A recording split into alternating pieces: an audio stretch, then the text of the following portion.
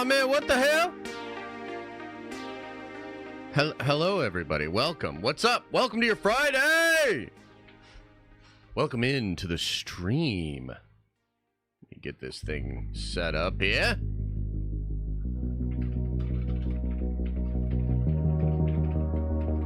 Get this thing set up, man. Bam. Wham bam. Thank you, ma'am.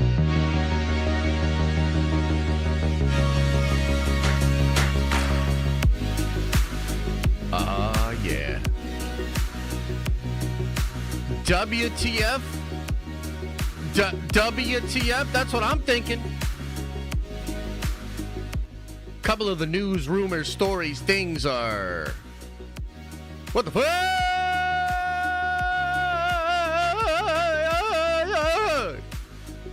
Good morning, everybody, and welcome. Welcome to another stream, baby. Let's get it.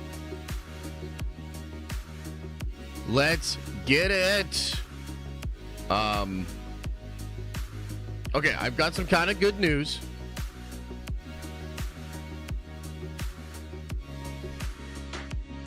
Kind of good news. Honestly, it's like, you know, it's a mixed bag. We're gonna figure it out. So I actually have, and somebody had mentioned this earlier in the week. Somebody had mentioned this. Jack, appreciate you. Nolan, appreciate you. I'll get into that in just a second. I've got an air conditioner unit running over here. Should help out. It is already getting hot in here, though. I can already feel it. So I don't know how much it's actually working. But somebody did say to try and do... Oh, it's like clipping out a little bit. That's so weird. Let me try to pull it back a little bit, see if that's better. Somebody told me to try a... filter, not a sound cap, but one that actually like kind of cuts the audio. So if I'm not talking, you actually can't hear the air conditioner going on, and it kind of cuts out a certain amount of noise at a certain decibel level. I don't love it, you know, frankly. I don't love it. I don't love how the audio is sounding, but it's gonna have to do. It's gonna have to be like our solution for now. And I do have an appointment on Tuesday for them to come out and potentially install the split unit, and then we'll be cool and everything will be good. And then everything will be good. So unfortunately we have to wait for Tuesday on that, because today we are traveling. We're going out of town today. Going down to see some family. So I don't know. We might have a shorter stream today, to be honest. I thought about not streaming at all, and I was going to try to get the company out here to maybe install today. But I was like, nah, like we can deal today. We can deal with it today.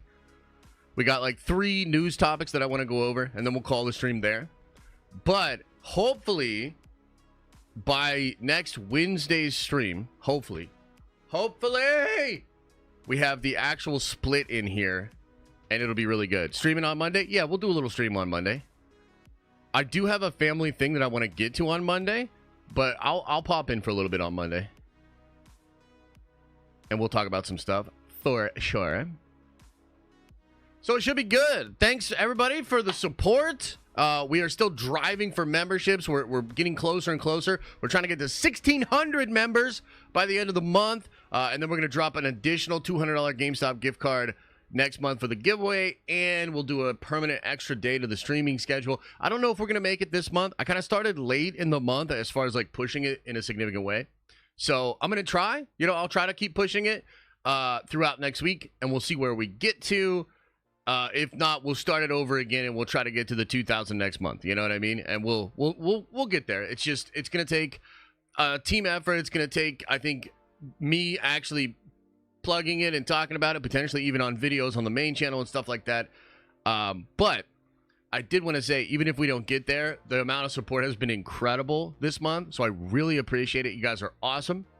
YouTube is a weird game. Things are changing. And we have another baby on the way. So I really appreciate all the support, because it's like a weird, tumultuous time to be a content creator. But so long as I have the Nerd Avengers with me, man, I shall fear no evil or algorithmic changes or inflation. So thank you. Seriously, thank you guys. Much love. As far as today, a couple of different things we got to go over. We got to go over these ACOLYTE reviews. ACOLYTE. It's coming out. By the way, I am going to do a watch party on Tuesday. Let me tell you a little bit about this watch party because I think it's going to be interesting. I am building a kill switch. Okay? I am building a kill switch. And it's going to basically be a lever that is connected to the outlet. Oh, I missed your thing. Sorry, Philip. Yo, throw it into the chat when I'm done with this segment, and I'll get to it, okay? So I'm going to build a kill switch. And the kill switch will just kill the stream. It's literally going to rip the outlets out of the wall. I'm going to have this built by Tuesday night. Okay? And so we will be doing an ACOLYTE watch party, but at any time. And I mean at any time. The credits could roll, and I could just not be feeling it. Boom, kill switch, stream over. Okay? That's my deal. Because a lot of you were like, yes, do the ACOLYTE watch party. And I'm like, bro, the last thing I want to do is an ACOLYTE watch party. I'm so mad. Oh, it's a galactic llama? Are you related to the other llama? Be careful how you answer this question. No, I'm just kidding. So I will do the stream, and we're just going to see. Look, it is possible, guys. I think there are two scenarios here. There are two scenarios. It is possible that that I go to watch ACOLYTE, and I'm blown away. Legitimately, I think that's an option. Like, I'm blown away, and I'm like, damn, this thing is dope. Everybody was wrong. All this trepidation, so crazy. All of this activism throughout the public relations and the promotion was totally misguided, and I don't know why they did that, but holy shit, the show's actually incredible, and it doesn't do any of that kind of stuff. That is possible. It is possible. What if... Oh, it's in 2 weeks. I keep forgetting. Why do I keep thinking it's going to be Tuesday? Yeah, 2 weeks. Okay. So, maybe it is that. Or maybe it's terrible. And beyond terrible, too, there's a scenario where it's actually good, but it fundamentally does things that I disagree with Star Wars. So, like, for instance, I watched 3 episodes of Andor, and I made a big video about how I don't like Andor, and I'm probably done with Star Wars. And, yeah, I didn't watch all of Andor, and I don't consider Andor Star Wars. I think it's a big old goobly glob pile of bullshit. So, ACOLYTE could be technically well made. But if it doesn't feel like Star Wars, if it feels like it's trying to be something that Star Wars is not, or if it's trying to give me a new interpretation of Star Wars, at least at the fundamental core elements of Star Wars, no fucking thank you. Kill switch!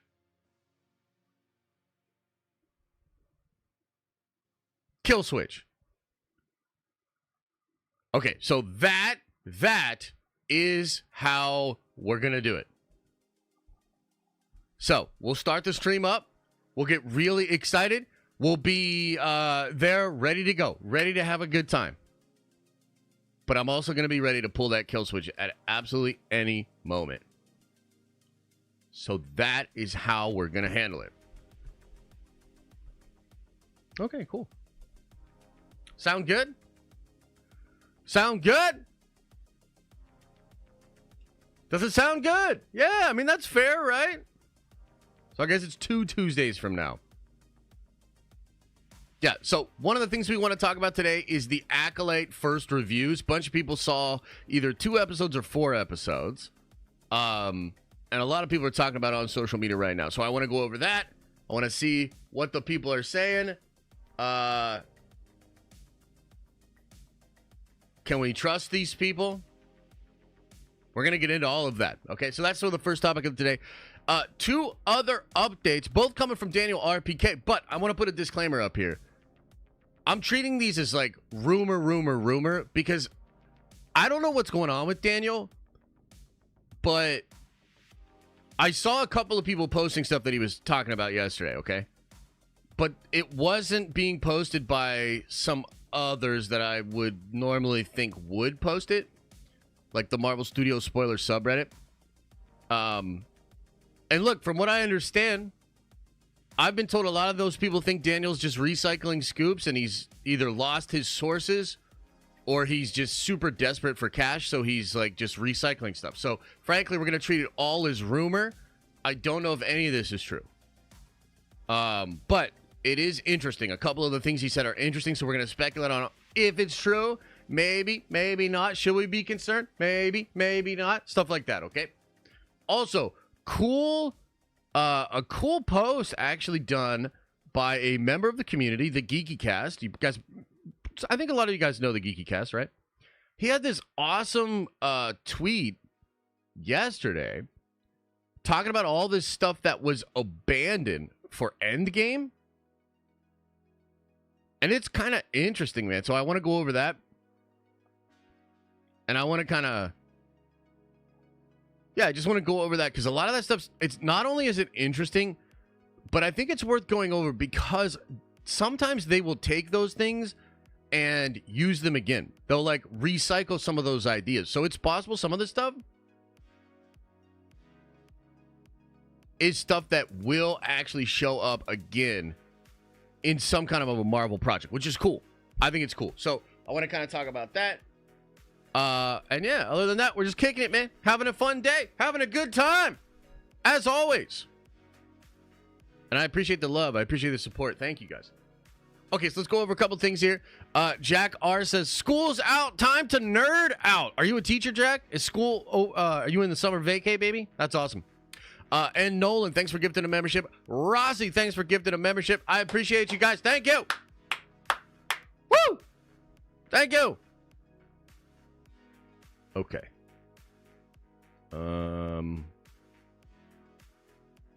Philip, what was your thing, man? Throw it into the chat.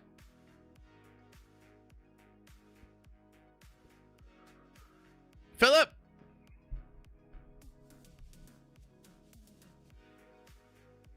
Okay, so Rossi says, Allnut 101 watched ACOLYTE trailers yesterday on stream. He's saying the filming looking like a fan film or knockoff Star Wars. I hear this a lot. Yes. So there's a couple of reasons why. So apparently the whole thing was filmed in 30 frames per second. 30 FPS. I think the whole thing was filmed with that. Now, how many of you guys remember... Yeah, Philip, I'm sorry, bro. Did you put it in? Okay. I think you forgot to watch the Kentucky Ballistics video. I did forget to do that. If we have time today, we can watch it. If not, let's save it for next week when we actually get, like, the air conditioner in here, okay? So, how many of you guys remember when the Hobbit movies came out and there was a really controversial thing that Peter Jackson did where he put it into 30 frames a second? At least I believe so, right? Let me double check that. It was either 30 or 60. I think it was 30.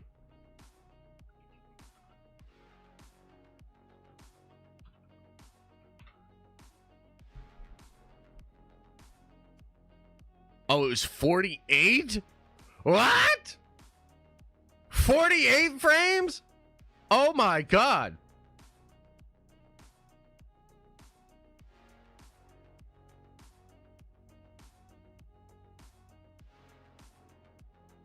Hang on here. Okay. We're now 3 consecutive Decembers finding multiple screenings. 3 different technical versions. A 2D version, a 3D version with a high frame rate, 3D version that runs at 48 instead of 24.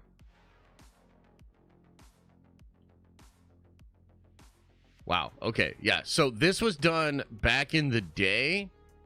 And do you remember what I said about the soap opera lighting?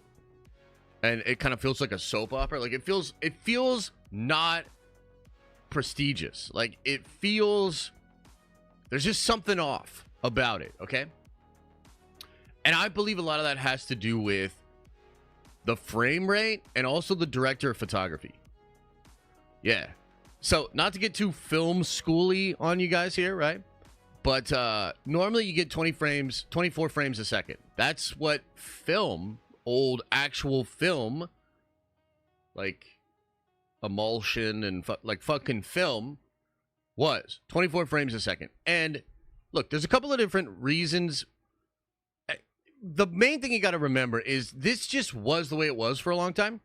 So a lot of people, they see things in 24 frames a second, and that is the feeling and the association that they have made with really good film and movies over the course of their life, how many ever movies they have watched, right? Now, if you watch sports in either 30 frames a second or 60 frames a second, maybe even more than that now, but that's like a thing. And there's a thing called motion smoothing, right? You guys heard of this? Motion smoothing? So, have you ever watched a movie in theaters and it's like really, really good, and then you go watch it on your TV and it kind of doesn't look as good? It just kind of looks a little shittier. So that is usually done by motion smoothing or your TV being set to sports. It's trying to do sports. So it's doing like 60-30 frames. It's trying to make it feel viscerally real, when a movie actually is trying to not be real. A movie is actually trying to create atmosphere or mise en scène, right? So basically, I'm telling you, I think part of the problem here is the frame rate. So I don't know why they shot this thing or did it in 30 frames a second, but I think the fact that they did it 30 frames a second, and I don't know who this director of photography is. Maybe somebody in chat could look it up. The director of photography, I mean, this shit, what we're looking at in ACOLYTE, it's not good. Like, it's just not good. I don't know if this is due to budgetary constraints. I don't know if this is due to shooting on the volume. I have no idea. But all I can tell you is there's like a serious lack of great lighting on this. You know what I mean? So like it's a combination of things, but I cannot get past how it looks. It looks like some of the Kenobi shots. I think Kenobi had this same problem. Even Ahsoka had parts that had this problem too. Michael Real says, Unity! Hey, I appreciate it, brother. Thank you for the love. Thank you for the support. Yeah, we've got a ton of Unity stuff going on behind the scenes. Hopefully I have more updates for you guys next week. Let me just see something real quick.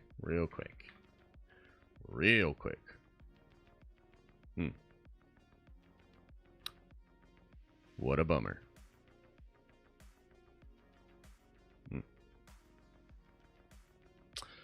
Okay. Yeah, so hopefully I have some updates for you guys next week on that. Okay, look, I'm going to throw on gambling too. But like I said, probably a shorter stream today. And so there you go. Gambling on for all the fiends. And I'll even do a drop here too. Boom. Okay.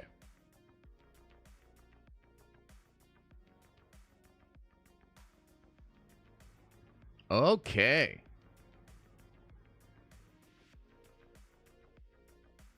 Where's the ACOLYTE on here? Oh, what the hell?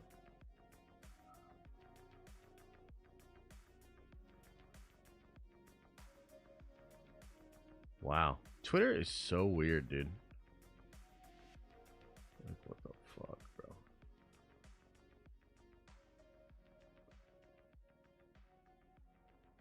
Like, where is the ACOLYTE thing? Like, just a couple of minutes ago, when I go to the Explore tab. Okay, here we go. All right. I want to show you guys this. This to me is fascinating, okay? So I want to start with going over the ACOLYTE reviews, okay? So, ACOLYTE. People have seen it. People are talking about it. And I am curious as to what people are saying. I think this is probably the most anticipated, sort of most consequential Star Wars show. maybe ever, just considering where Star Wars is at, considering where the fandom's at. And so I want to show you this. Now, I want to start by showing you this. This is interesting. This is your bastion of free speech, Twitter, algorithmic AI run trending from Elon Musk. And it said, as you click this, and you can check this out yourselves, as you click this, it literally says The Acolyte, Star Wars' new must-watch series. The upcoming Star Wars series, The Acolyte, has received overwhelmingly positive early reactions from critics and fans. Set in a lesser explored period of the Star Wars timeline, the show is praised for its fresh take on the franchise, blending mystery, intrigue, and action. Notable performances by Amandla Sternberg and Lee Jong-lee are highlighted, with comparisons made to Twin Peaks and The Batman in terms of style. The series is anticipated to be a significant addition to the Star Wars universe, potentially standing alongside acclaimed series like The Mandalorian and Andor. The 2-episode premiere is set to arrive on June 4th on Disney Plus. And I wanted to bring this up because this isn't the first time I've seen the bastion of free speech platform that's now run completely by AI, or soon will be. And it's taking all the information from, honestly, I think, a lot of bots that it refuses to police, and then using that to basically constitute, like, the trending, like what it is, okay? Now, I'm going to go through this. We're going to look through what actual people, actual critics and fans are saying about the Acolyte series. For me personally, I'm really fucking concerned about this show. I think there's two main reasons. Number one, the show doesn't look good. I'm going to be honest. It doesn't look good. Like, none of the trailers have really wowed me. Some of the old leaks were interesting. The one we did on May the 4th, that trailer wasn't bad. That trailer was actually kind of cool. But a lot of the clips they're showing, I'm like, a lot of the other promotional stuff, I'm like, And that's just number one. Number one, I think there's sort of a concern. Is this going to be another sort of cheaply produced, factory-based, assembly line piece of content coming out of Lucasfilm? The second concern, I think this one's even greater. For me personally, and probably for many of you. The other concern is that it's going to bastardize the morality of George Lucas' Star Wars. Not in a way that a lot of the other shows have done. Not in the way that a lot of the other books have done. Not in those ways. I'm talking about the most direct version, the most egregious example of taking the morality proposed by George Lucas, ripping it apart, and making it your own. And so those are the concerns. And with those concerns in mind, let's now see what is out there. Why is Grok telling us this? Let's find out.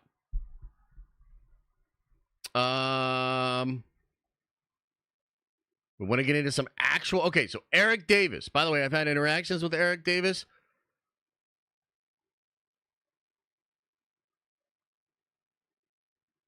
Interesting guy. Okay, he says here, the first 4 episodes of The Acolyte are pretty rad. I love how new and fresh and separate from the Skywalker saga it is. The Star Wars vibes are strong, of course, and shaping it to feel like a detective story is smart and unique. Ooh, okay, that's kind of interesting. Amandla Sternberg and Zhu Zhong-Jae are terrific right from the start and are destined to become fan favorites. Awesome opening sequence in episode 1-2. I'm a diehard Star Wars nerd, and I'm ready for more. Think Andor, less Mando in terms of overall tone and feel.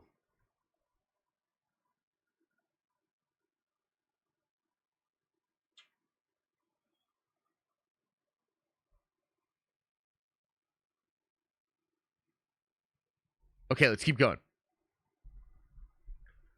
And by the way, chat, I would love to know, after every one of these, give me a W or an L. Is that a W take or an L take? You get to decide. It's too much power. Chat has too much power. Okay. POC culture. I watched 2 episodes of Star Wars The Acolyte. So they gave POC culture half the episodes they gave Eric Davis. Very interesting. It's a character-driven story full of incredible performances. Amandla is both fierce and relatable. Fierce and relatable. Interesting.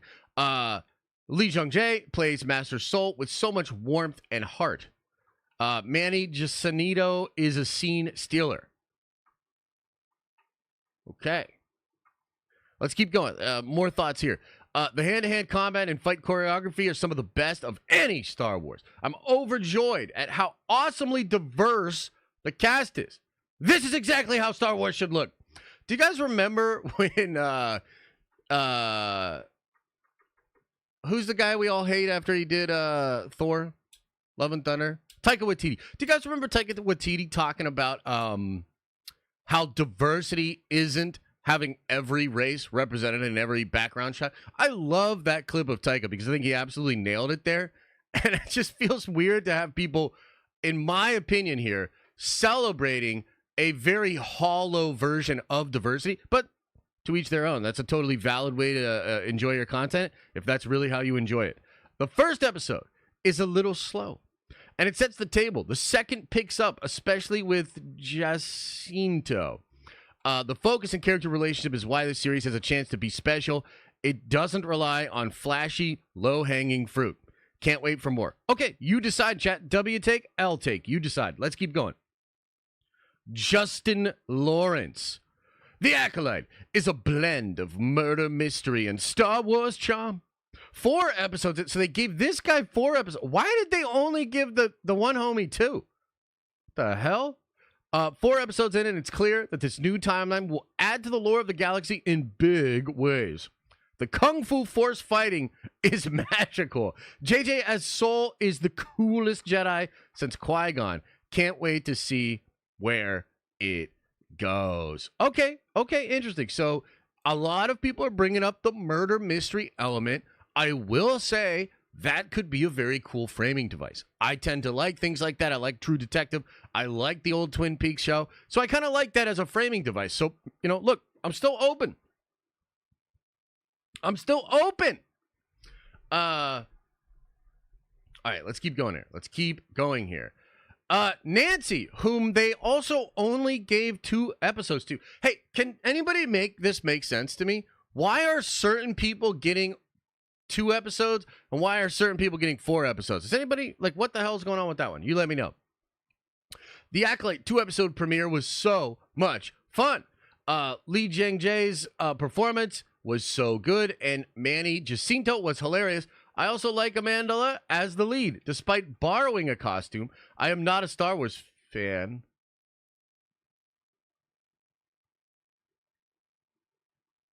But you don't need to be one to enjoy yourself.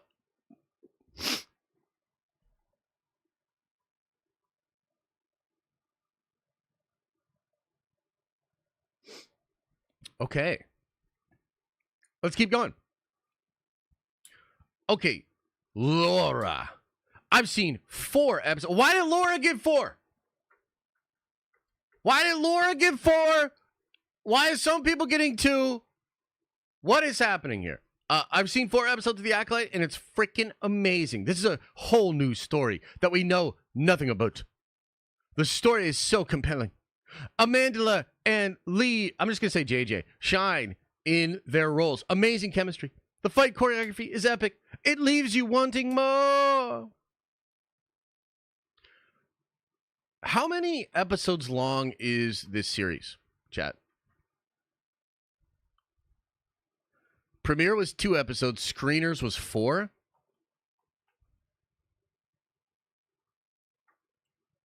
Okay, so the premiere was 2 episodes, but the screeners were 4.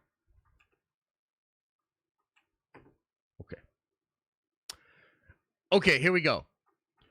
Star Wars The Acolyte is a dream for fans of the High Republic. Wait, whoa. There are fans of the High Republic? And a fresh experience for everyone else. Oh, great. 4 episodes in, it has taken time, layering in the dark mystery, riveting fight choreography, and superb performances from Amanda and JJ. I'm digging it. Okay. Who is this guy? Nate Plays Games. This guy's got 300 followers.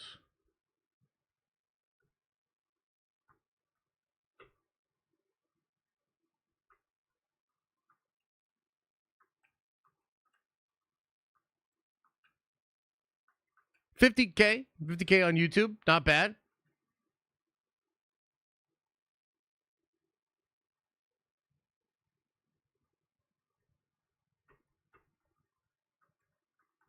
Okay.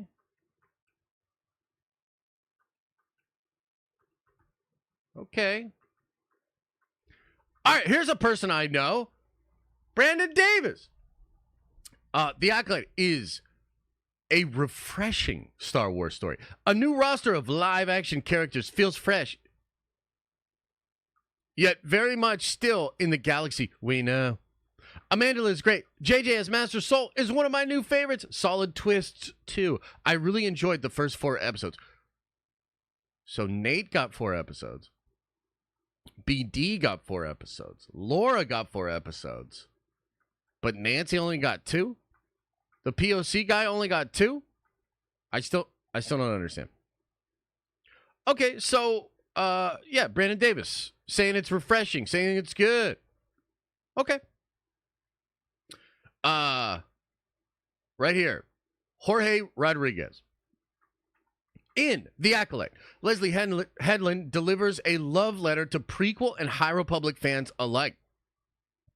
I've seen 4 of 8 episodes, and it's everything I wanted to see from Star Wars for a very long time, meaning it's not like anything else in Star Wars, maybe? The Force-infused martial arts in the series is incredible. All right, we're going to keep reading on here. We're going to keep reading on here, okay? But I do want to say just one little thing in the middle of this. How many of you guys watched the Jenny Nichols 4-hour takedown of the Star Wars hotel? Or at least some of it. How many of you guys watched that?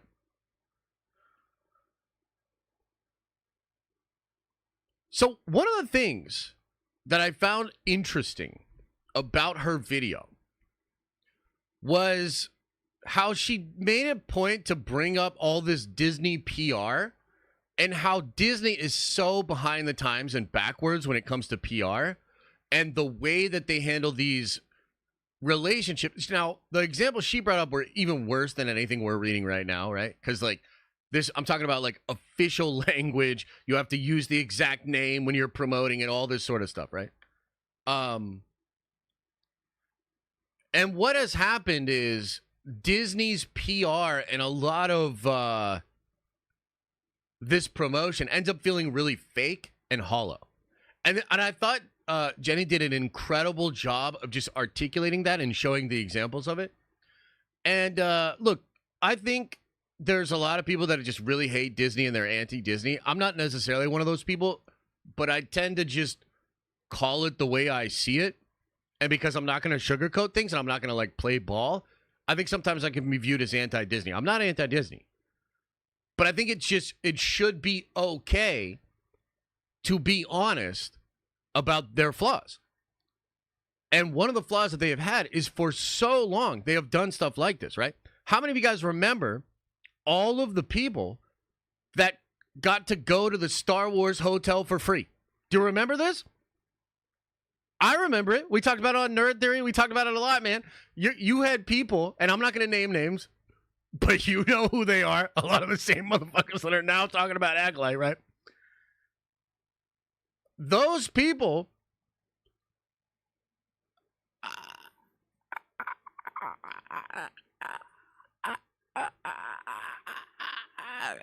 let's say it this. Let's put it in the nice way. Let's say it the nice way. That was ineffective marketing. I mean, the fucking thing closed down in 18 months. It was ineffective marketing. And so Disney has this reputation now of being ineffective marketers, of picking shills and picking people that will only ride for the Disney brand to come be a part of their stuff and experience it and talk about it. And I'm not saying that's everybody, because I think some of these people are free-thinking people, but there's always a bit of influence there, right? You know, I said on Twitter earlier, one of the worst things about the ACOLYTE is that there's this group of people out there that seem to want the show to succeed and almost feel like they need to support it because of what it represents. Representation, new age thinking, progressive ideology, whatever it is. They think that's so fucking important that they have their marching orders.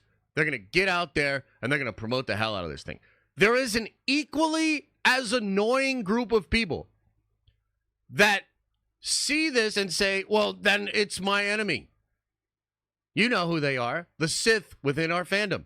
The people that want to destroy this thing at all costs now, equally dumb because of what it represents. So it's very difficult. It's difficult to even go through these reactions and try to get a gauge of like, bro, is this thing fucking good or not? So that's what I'm trying to do. It's like I'm trying to read through this stuff. I'm trying to, like, people are talking about the detective thing. That tracks. That makes sense. That doesn't feel ideologically based whatsoever. It's a choice that the show made creatively that seems to be working, aiding in its ability to tell a story. That's fantastic. But it's also, like, difficult because you get some things that are like, this is what I've always wanted for Star Wars. Star Wars has never been this thing. I'm not a Star Wars fan, but you don't need to be one to enjoy it. What the fuck are we doing here? Okay, let's keep going. The Space Shipper. Quite a few people have seen between 2 and 4 episodes of The ACOLYTE. The feedback is very good, which is cool. I've been waiting 12 years for a Star Wars series away from the Empire.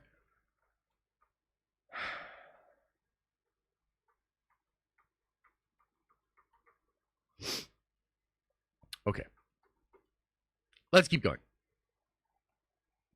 Hey, Peter Scaretta. Saw the first 2 episodes of ACOLYTE. I loved that it felt so much like classic Star Wars, while at the same time feeling new, fresh, and different from anything we've seen before. The action felt movie level. So excited to see more. See, now, here's the thing. A lot of you guys would say Peter is like that guy, like he's like a show kind of guy. I would say he probably leans a little bit more positive. He tries to be more positive about things, but I don't really view him that way. I think if this shit was really bad, he would say so. But it's still just tough, man. It's still just tough. Anybody else feeling like that? Anybody else feeling like it's a game of spot the imposters right now? And God, I hate to be that guy. I'm not trying to sour the mood. I just got to be honest. That's how I feel. John Suggs, welcome to the Nerdvengers. You are a Nerdvenger now, baby. Okay, let's keep going. Joseph Deckelmeyer. I actually like this guy. Star Wars The ACOLYTE gives me Kill Bill vibes. Every episode left me wanting more in a good way. We've seen so much about the fall of the Jedi, but this show explores what the Jedi were like during peacetime, which is quite fascinating. Amandla is outstanding. Okay. You know, fair. He's not really giving me too much there. I mean, feels like Kill Bill. That's interesting. Revenge kind of thing going on. Although I got to be honest, like, I don't know if I would evoke that kind of shit. You know what I mean? Like, I don't know if I would say Kill Bill, one of the greatest movies ever made by one of the greatest living writer-directors to ever walketh the eartheth. I don't know if I would bring that kind of comparison. I don't know if I'll bring that energy to the ACOLYTE. Jamie says, I've waited so long for the ACOLYTE. Huh? And I cannot believe how much it's living up to my expectations. I loved the first 2 episodes. It's so exciting to see a new, well, old era explored in live action. Leslie Headland did a dynamite job fleshing out these characters. I'm obsessed. Okay, so there is actually a little bit of detail in here, right? So we've heard a couple of Andor comparisons already, and we're talking about like fleshing out the characters. So it does seem like the show will have a little bit more of that Andor energy, which is to say it's going to be less operatic and a little bit more like character based. And, you know, even the Twin Peaks comparison kind of gives me that kind of a vibe. For me, this is kind of a concern, right? Because I think Star Wars is soap opera. I think it has to be grand, big. That's when it works best for me. I don't like Andor at all, right? So I'm a little bit concerned to hear that. But I think I did enjoy Bad Batch Season 3. And there were some parts of Bad Batch Season 3 that kind of blend the two. It feels like it's blending a little bit of that Andor stuff with some of the character moments between the characters and the big bombastic, light and dark, epic, grand scale of the morality. So you could potentially have both. And if something were to strike that balance, I would like it. Okay, let's keep going.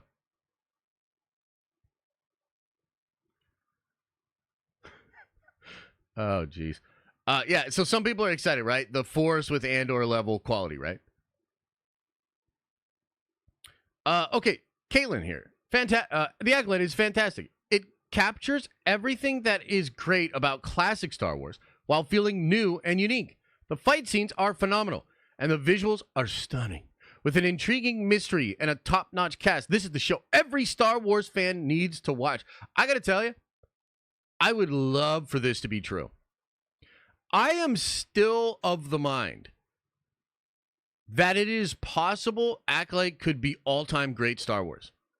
Despite everything I am saying, despite all the trepidation, despite all the issues I have with the stupid culture war arguments and all the fans and the division and, you know, the fucking activist way of promoting it, despite all the things that I don't like, I would genuinely love if the Acolyte was all-time great Star Wars.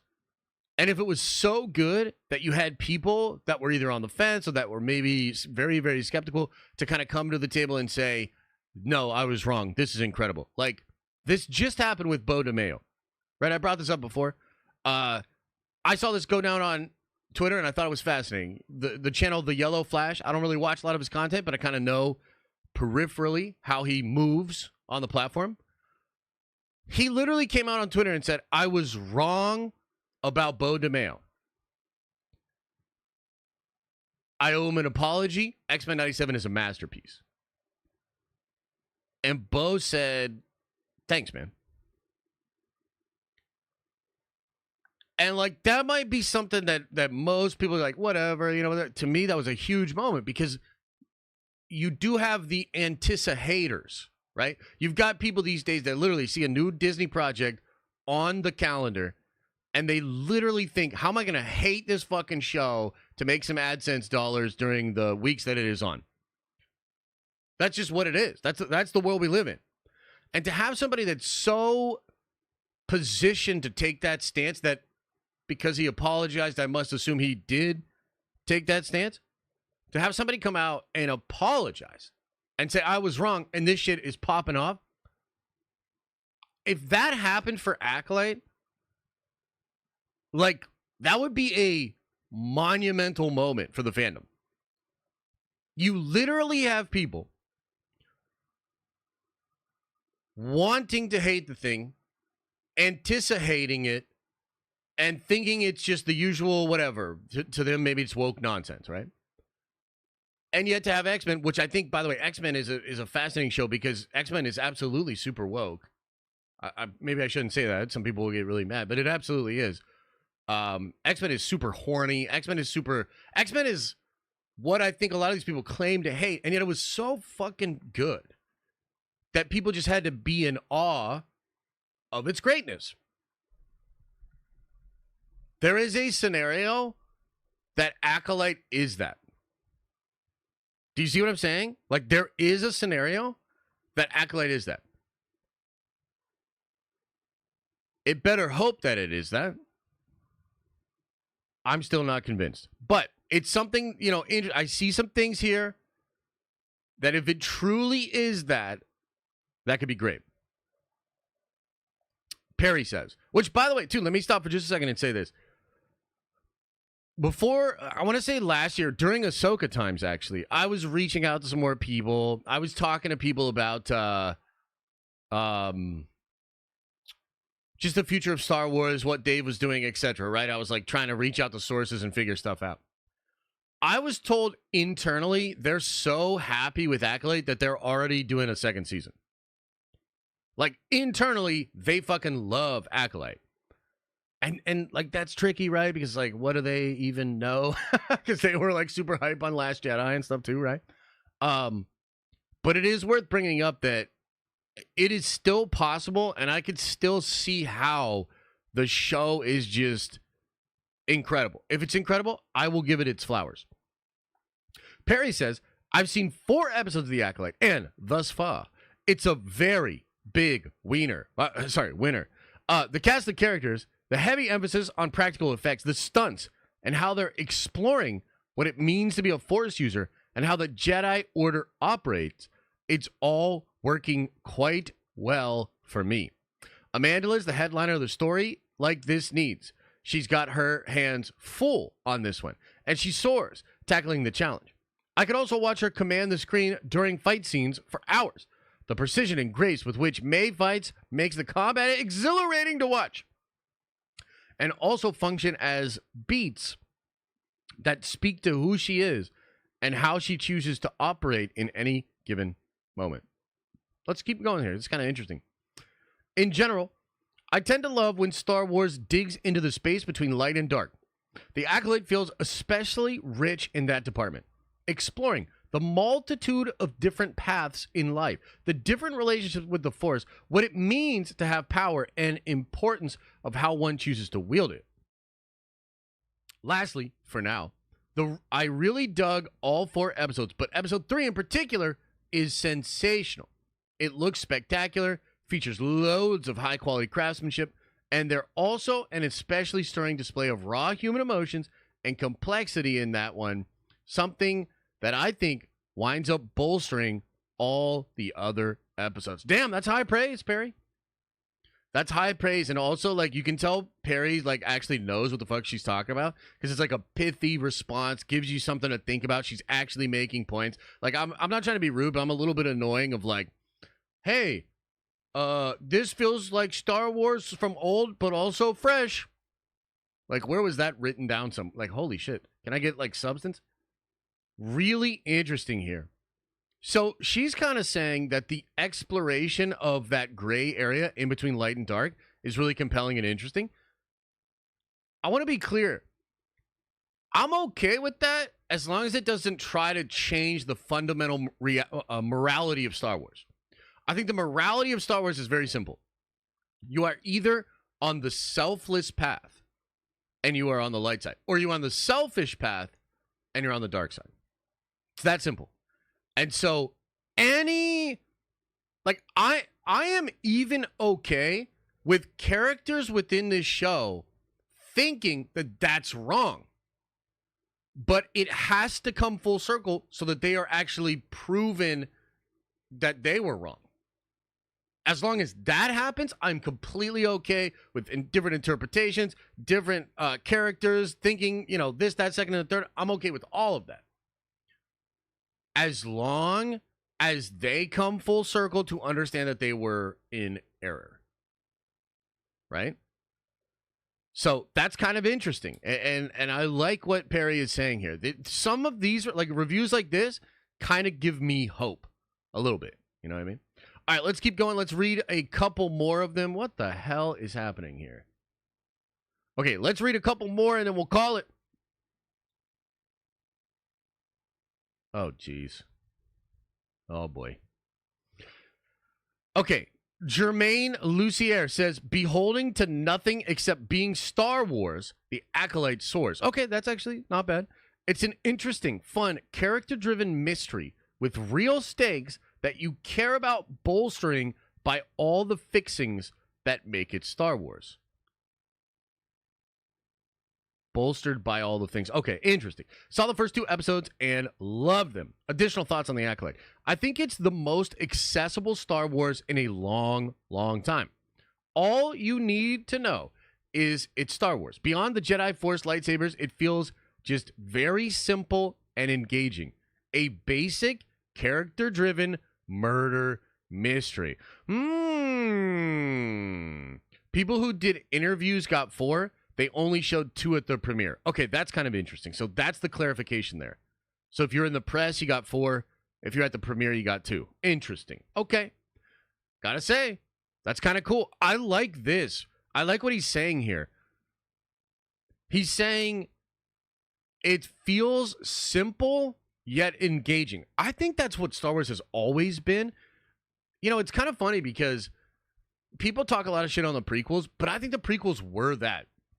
Like, sure, the sort of plot of the movies, if you like really break them down and think about them, are really, really complex. Actually, even the original Star Wars is more complex than it seems. Like, we did a deep dive on George Lucas a couple of months ago, and we were digging into the whole thing with like his wife. Was it saved in the edit? All of these sort of questions, right? And one of the things you realize is that Star Wars is actually super complex. The amount of information that is within the first 10 minutes of Star Wars is staggering. And the amount of how it shifts around and tells stories and this, that, second, and the third. But ultimately, I think it was so accessible to people because it was like bad guys. And oh no, there's good guys. And oh, this is the kind of young, reluctant hero from this backwater planet. And it's like, even though there's a lot going on, it somehow becomes super accessible. I would argue the prequels are the same way. They're super accessible. So kids, especially people that were young when they saw those movies, they fucking love the prequels, man. I was one of them. I love the prequels. I didn't know how they were bad until much later. I do think a lot of stuff under Disney, for whatever reason, has not been as accessible. Maybe the sort of tastes of the young people is changing. Maybe this generation is a little bit different and we're not meeting them where they're at.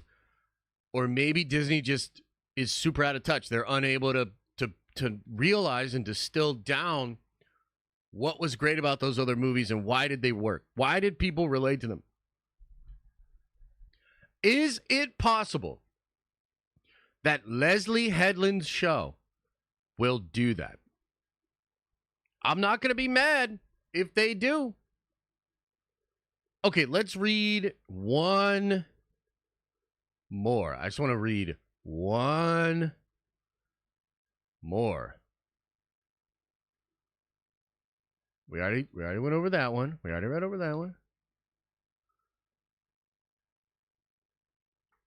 Yeah, I look, you can't argue with this. A lot of the early reactions are super positive. Okay, here we go. This is the one we're going to end on. We've seen the first 4 episodes of The Acolyte, and wow, are fans in for a treat? It's a fully fleshed out world, and design is beautiful. There's action, so much action, humor, intrigue, and more than a few twists. And Brazil and Pip are going to be the stars. Don't sit on this. Don't sit on this. Okay. Well, there you go. Okay, so that's kind of the first reactions. Maybe Grok was right. It does seem like kind of overwhelmingly positive stuff out there. And so I'm really curious. I'm curious as to what you guys think of this. What do you make of this? What's the deal with The Acolyte? What do you guys think? Yeah, if anybody can find me some of the negative ones, let me know. Tag me on Twitter or something. Also, I can't believe how fucking hot it got in here again.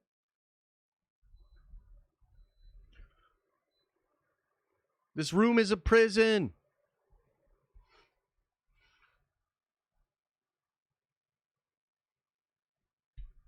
This room is a fucking prison.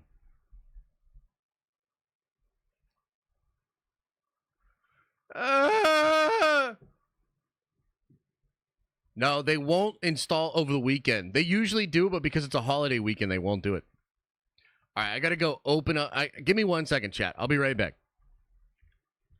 Holy shit!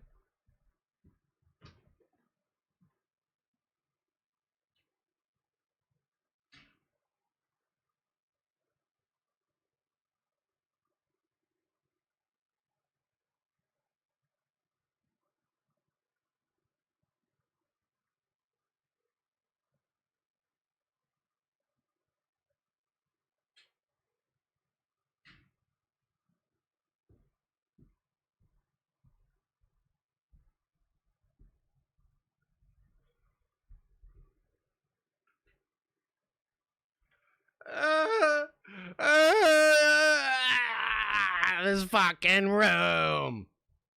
Yo, I deadass was in here shirtless earlier today. And I was like, can I stream shirtless? Like, should I stream shirtless? I ultimately decided against it.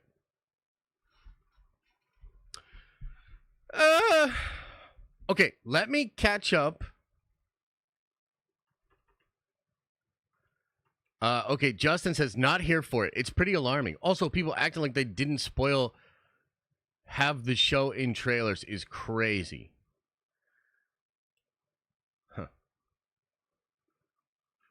Vince Barter says, of course the reviews are overwhelmingly positive. Paid opinions cannot be trusted, and that's the bottom line, even if I agree later. Yeah, I mean, we talked about that. Like, I acknowledge that, and I think that it's... Look, I don't even think... Like, this isn't even a conspiracy, guys. Like, watch the Jenny Nichols video. It's not a fucking conspiracy. They have a very backwards, like, 90s corporate view of how to handle PR. Meaning, hey, you could absolutely come to the park for free and say some stuff. Oh, and by the way, every time you say it, use the full name. You know, and there's like all these like stipulations and stuff like that. Like, they're very backwards in how they do this. And I think even by, like, we, you know, not to be rude, but we looked at the one guy's name. The guy has 300 followers. The guy's 300 followers. He's got 50K on YouTube, but he's getting like less than 100 views on a video. So, I mean, Lucasfilm, let me just say it this way. This is the way to say it. They are targeting people that are more likely than not going to give a positive response, a positive review, right? And I think that's just absolutely fair. It's one of those things where, like, if you go to a fan event, have you guys ever been to like a fan event where you got to see a movie before it came out? Oh, and by the way, they're giving you hats and shirts and all that sort of shit. Have you ever been to one of those?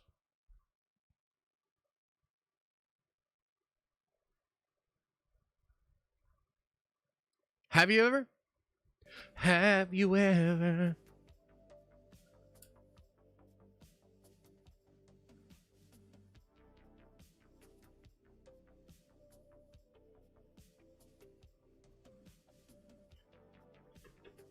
Yeah.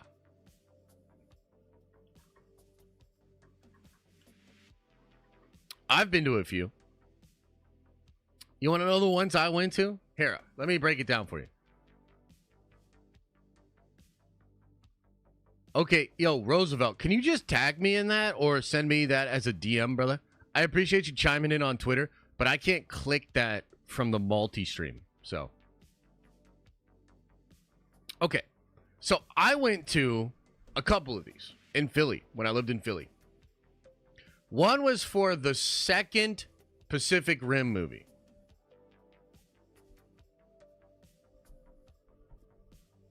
Okay. One was for the King Arthur movie that Guy Ritchie did.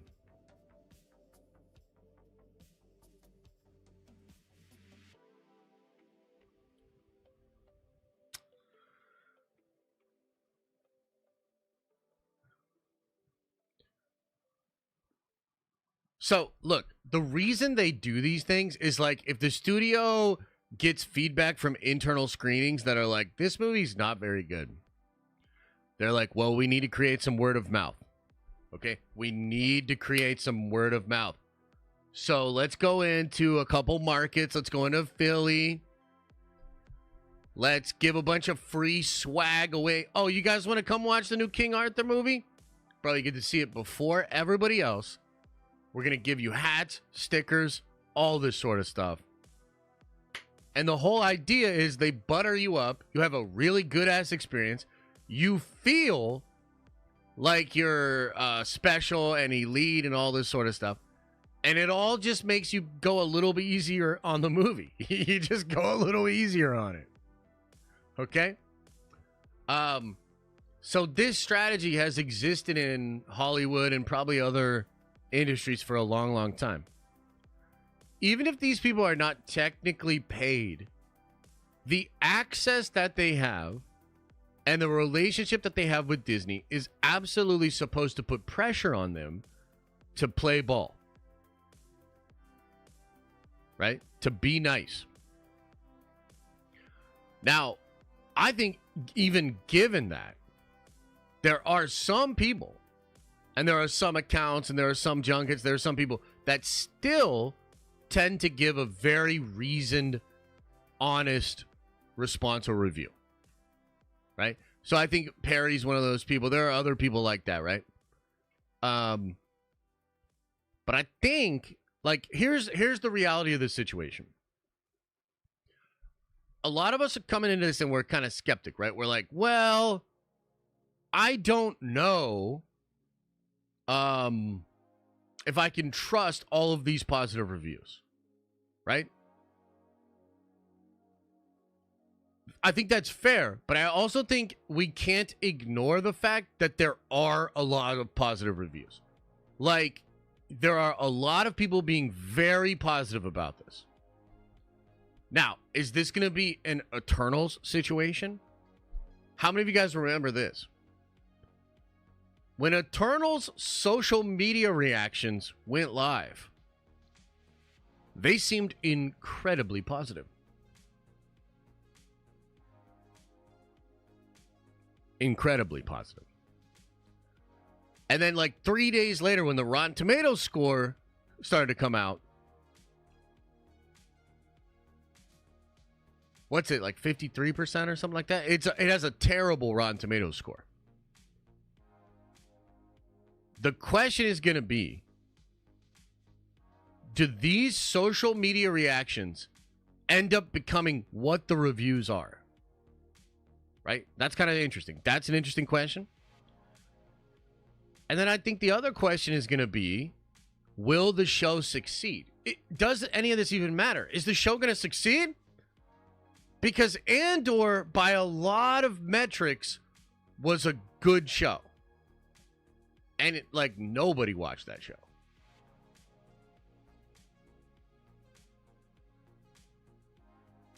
I don't know, right? So this is such an interesting time as a Star Wars fan.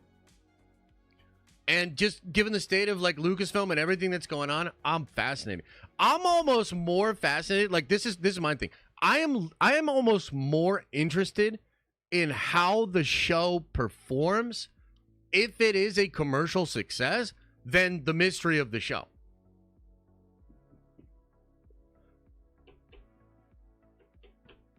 You know what I mean?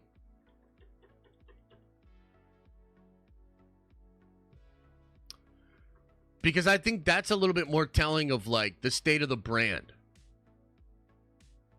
And I think at some point there has to be like some level of accountability there. You know, one of my things is like, I'm just so curious as to why Disney is acting like I just don't do they not understand that the culture war is a thing? Do they not care? Are they trying to like just cater to one side of the culture war? Because there's really three sides of the culture war. And if you're at Disney, you should listen to what I'm about to say. You probably fucking won't, but you should listen to what I'm about to say. There's actually three sides of the culture war. There's the extreme right, there's the extreme left, and then there's all the normal fucking people in the middle. And a lot of the normal fucking people in the middle are sick of the people on the edges and of companies pretending like they're the majority. No, they are not. So you're going to piss off a huge amount of the silent majority just by doing shit that we might not care a lot about one way or the other, but we're sick of the conversation. So the acolyte to me is like, yo, are these people just ignoring the reality? Or are they just trying to like slam through it and just make it so you can actually do direct culture war, flagrant, like hot button red flag type issues, and it's not going to affect the outcome of the product? I think that's the stupidest thing I've ever heard. And that's why we're all like, is this shit even going to work? Is this going to fail? right? So we'll see. All right, let me catch up on some chats. Okay, Rossi with the 10 spot. Hey, I appreciate it, brother. Says, if you were a director and your choice were working with the volume with more environments or physical sets but less environments, what would you pick? Your budget remains the same for both.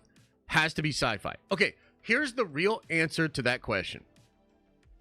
And this is another, bro, this is another thing that, like, Disney is, I'm sorry, I'm not trying to be that guy, but this feels like another example of Disney being very stupid. Season 1 and Season 2 of The Mandalorian use the volume.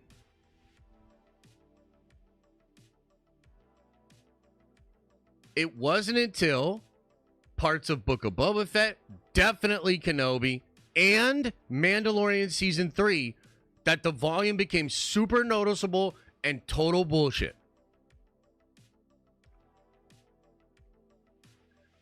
They literally fired the main guy that was working on the rendering. I'm not making this up. You can look it up.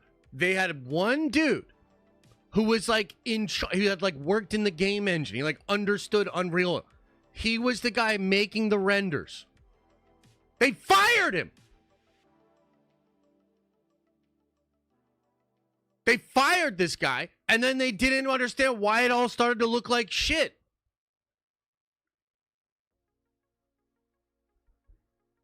It's not a question of the technology. It's a question of the corporation, the culture of the corporation. Are they allowing the people that can do the job to do the job or not? Look it up. It's absolutely real.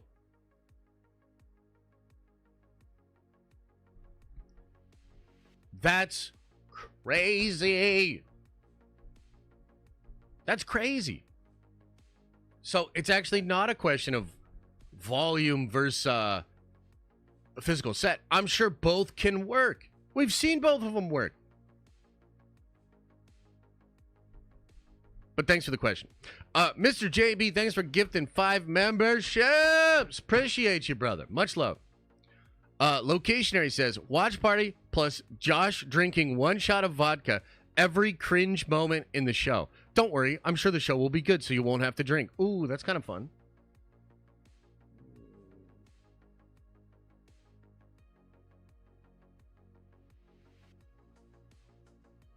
I don't know if I want to take a shot of vodka. Yeah, I feel like that could be a bad combination. Yeah, maybe we'll do something like that. Appreciate you, brother. Candle says, R.I.P. to the Doge Doggy. He was with Harambe now. I think it's actually a she. I could be wrong, but I thought that was a she.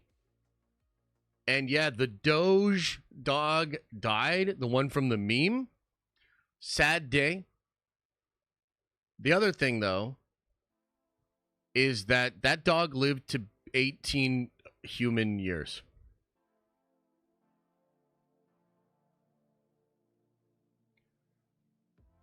And so I have 2 Shiba. And they are... I mean, they're horrible dogs. Like, I love them. They're my crazy wolves. But they are like the craziest fucking dogs I've ever had. I will not be getting Shiba again. But, ironically, Shiba also live forever. They live forever. 18 fucking years, bro?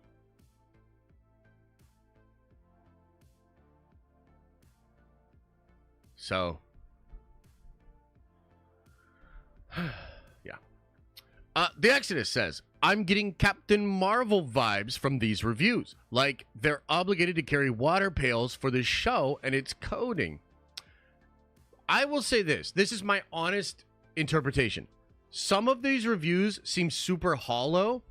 There's not a lot of substance to them. And I think they come from people that were already excited about Acolyte and just would have liked Acolyte had it come in a super wide range of flavors. As long as it was what they thought it was going to be, they were down. So I see a lot of that. But there are enough good reviews from people that I don't think would do that make me think, no, just a lot of people really do like the show. Will the wider Star Wars audience really like the show? That's yet to be determined. But I think it's fair to say a lot of people like the show. Right? Like, that's kind of where I'm at with it. Star Wars Oddball says, I don't think a Star Wars show has ever made me more nervous. All I can do is hope for the best. No Avengers for life. Unity! Hey, I appreciate it, brother. Thank you very much for the support. And yeah, I feel the same. You know, it's funny. I feel like I've said this. Like, stop me if you've heard this one before. Okay? Stop me if you've heard this one before. I feel like this show could be make or break for Star Wars.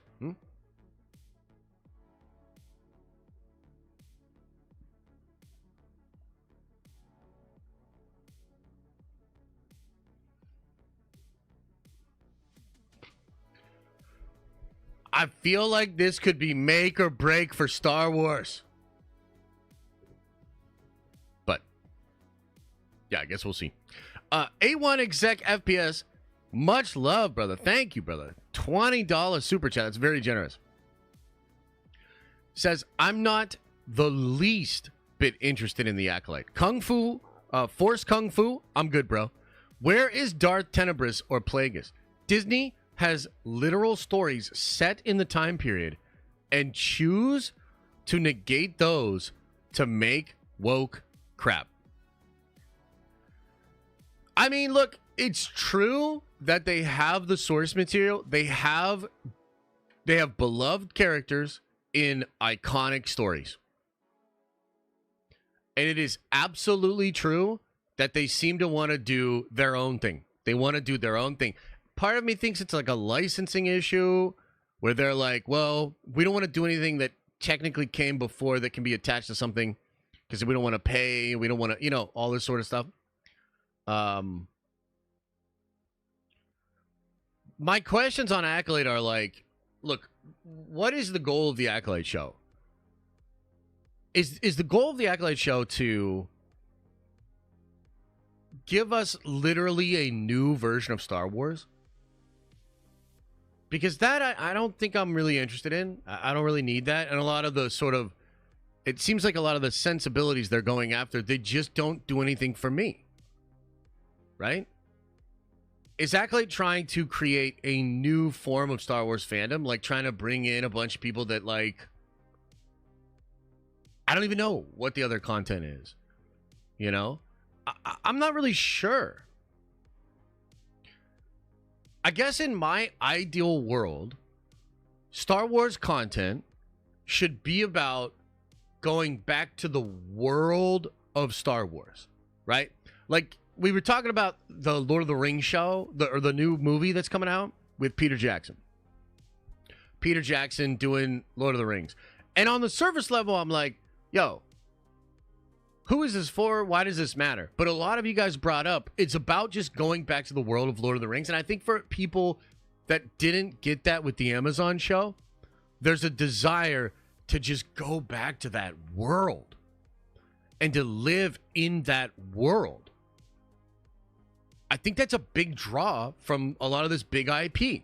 Is like, I just want to go back to that world. I want to have an adventure in that world. And I think as a secondary thing, it should really be about telling the same lesson over and over again with different characters. That's really what it is. Like, I really do think Star Wars is like poetry. It rhymes. It should be the same in some way.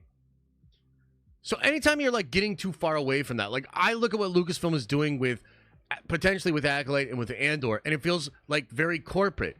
And you're like, maybe some of you Andor lovers are like, what are you talking about? How could it be corporate? They're bringing in a visionary. They're bringing in a person that's an artiste. Yes, but it's a corporate decision to say, hey, you artiste, give us a new version of Star Wars that's more in line with what you do, your personal taste, and sort of ignores all the legacy and the patterns and the things that came before. That's like a corporate version of let's throw some shit at the wall and see what sticks. And that's what I think happened with Andor. That's what I think could be happening with Acolyte. It's like my biggest fear. It's like this is not a focus group driven brand. Star Wars already had an identity. When you paid $4 billion for it, you didn't pay $4 billion for like a thing you could then completely reform and graft to all your own personal things that you care about. Star Wars existed. That's why it was valuable. That's why you paid for it. So I don't understand the desire to take the thing you bought for a said value and try to change it. It's like,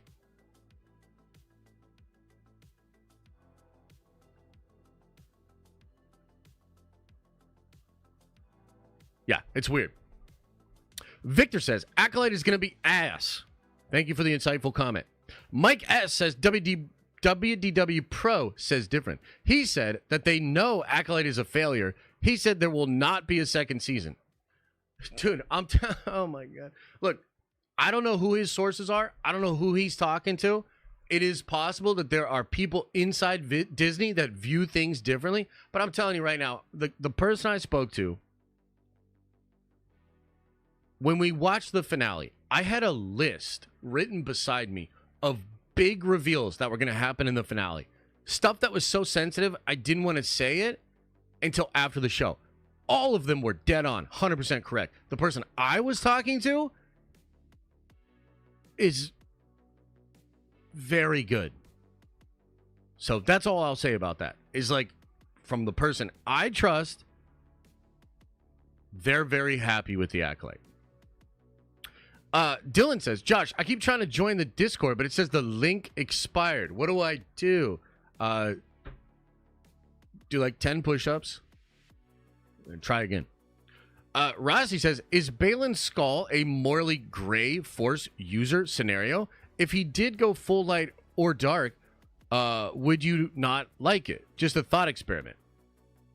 The fascinating part of Balin is that although there are things about his character that imply he has a code, he is absolutely on the dark side. I mean, technically speaking, he's so on the dark side that the Great Mother is permeating his psyche and basically making him a puppet. He feels like there's a code. He feels like he has a perspective on it that's wiser than the dogmatic view of the Jedi. My point is, that's always wrong. It's hubris to think you know better than light or dark. So it's interesting. He's an interesting character, but he is not a Jedi. Could he be redeemed? Absolutely. But redemption would come in the form of him realizing his perspective was wrong and going back to the light side. That's how that would work. But again, he can be an interesting character. He, as a character, can feel however he wants. What I'm more concerned about is, like, what is the show trying to tell us, the viewer? Because Balin can think whatever he wants. But if the show is trying to get me to think that it's not light and dark, then the show is wrong, not just the character. Eric says, hopefully it's good, but I think Acolyte is going to be inverse of Andor in a bad way. Ooh. I guess we'll find out together. Like I said, man, the kill switch. We're going to have the kill switch ready to go. We are going to have the kill switch ready to go. Seb says, these Acolyte reviews might carry more weight for me if there was a single negative one. Yeah, are there some negative ones? Some of y'all were supposed to send me stuff on Twitter. Let me see.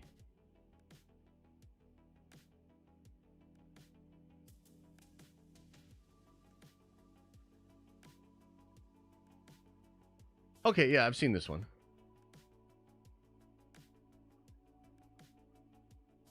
This one's kind of interesting. Let's read this. Check this out.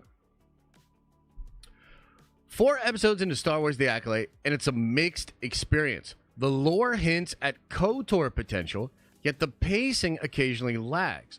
While the fight scenes are engaging, they often feel misplaced, hoping to see stronger performances and a clearer narrative direction soon. And he's halfway into the series.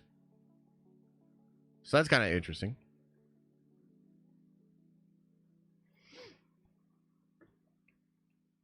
Interesting. Very interesting. Vince Butter says, of course, paid reviews are overwhelmingly positive. Paid opinions cannot be trusted, and that's the bottom line, even if I agree later. Yeah, no, I hear you. We talked a little bit about that. Rossi says, sorry, I meant if he didn't go full light or full dark. Yeah, I still think my answer kind of answers your question, though, right? John Cross says, Josh, is AC Unit is just the next upgraded version of that cable he was missing for 2 years. Yeah, you're not wrong. I mean, you're not wrong, dude. We're like slowly getting to the point where I can be a real streamer and stream and be comfortable for long streams. Long streams. And I can't believe it's been an hour 20 and we're just on ACOLYTE. We have to get into the Marvel news and then I have to get out of here. Okay, let me catch up on some of this stuff. Nolan says, had a red healer for 19 years. He was a good boy, my bandit. Oh, that's awesome, brother. That's awesome. Josh's beard says, Josh, if you don't read this, you have shaved me. No cop-outs. We just broke the fourth wall, or maybe the fifth one. Renee, if this make-out break, how many turds will Lucasfilm put out before Disney either does KK or sells Star Wars? Please don't tell my wife about this. I think right now the plan is to like let Star Wars do what they're doing, see how it works or doesn't, and then potentially wait until after Secret Wars and then have Kevin Feige basically remake Star Wars.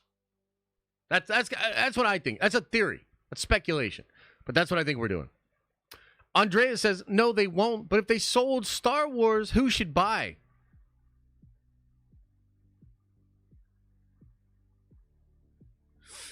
If they sold Star Wars, who should buy? The fans. The fans.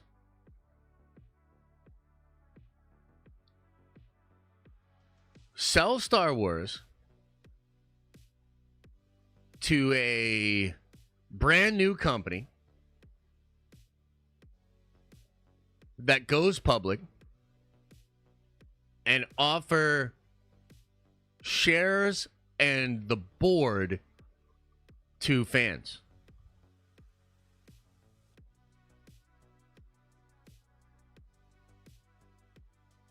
That's what they should do. Like in a SPAC. That'd be fun. Chad Admiral Thrawn says, Star Wars is the Titanic. It hit the iceberg when sold to Disney. Broke in half with The Last Jedi. And now the last pieces are sinking. Ooh, is it that bad? I don't know. The Sink Lord says, personally, I don't think Star Wars can sink any lower.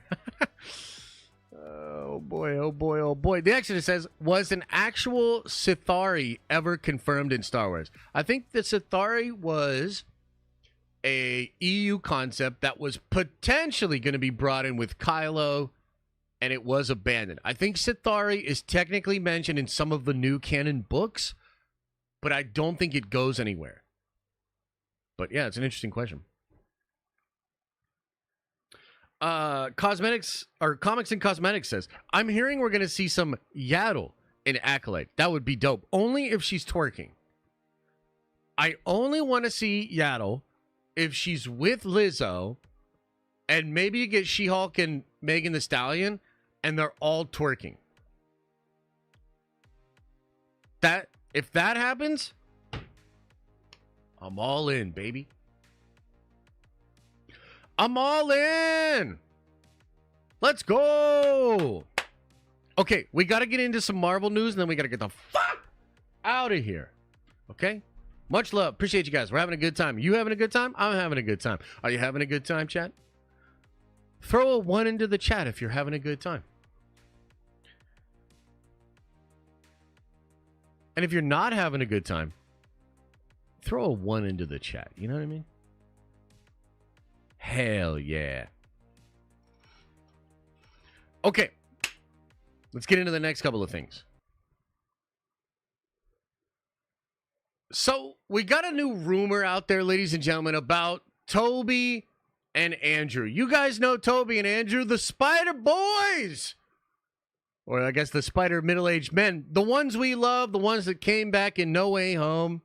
Caused it to be such a big phenomenon. Oh my God, I still love that experience. I have a lot of fond memories going to the theater, seeing them in the movie. First scene where they pop up, you get a huge pop from the crowd. Fantastic stuff, right? So, ever since that movie, a lot of rumors, a lot of speculation. What the hell's going on with Toby and Andrew?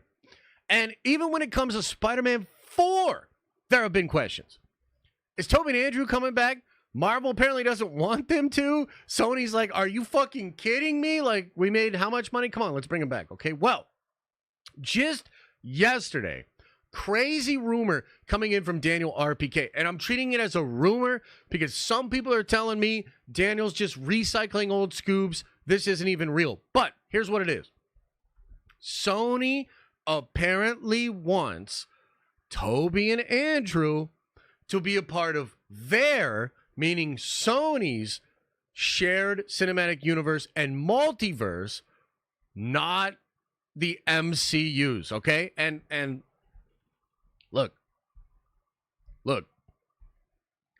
Let's talk worst case scenario first, and then let's talk about what's probably actually going on, okay? Guys, worst case scenario. They've been doing all this negotiating. They've been doing all this work.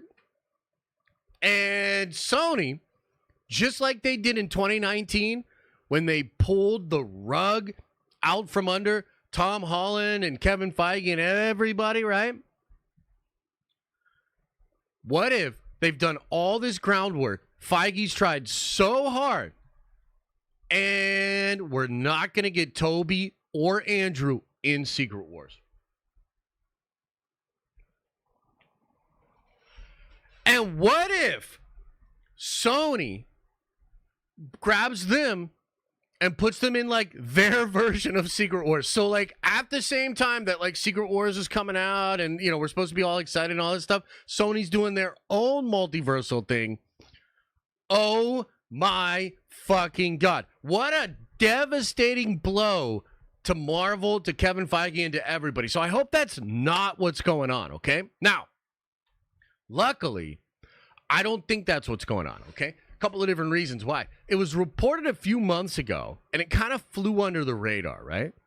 But it was reported a few months ago that the multiverse is still going to exist past Secret Wars, and it's because of Sony. The report was Marvel wants a completely consolidated MCU. They want one MCU. They want to destroy the multiverse and have one Marvel Cinematic Universe. Everything together.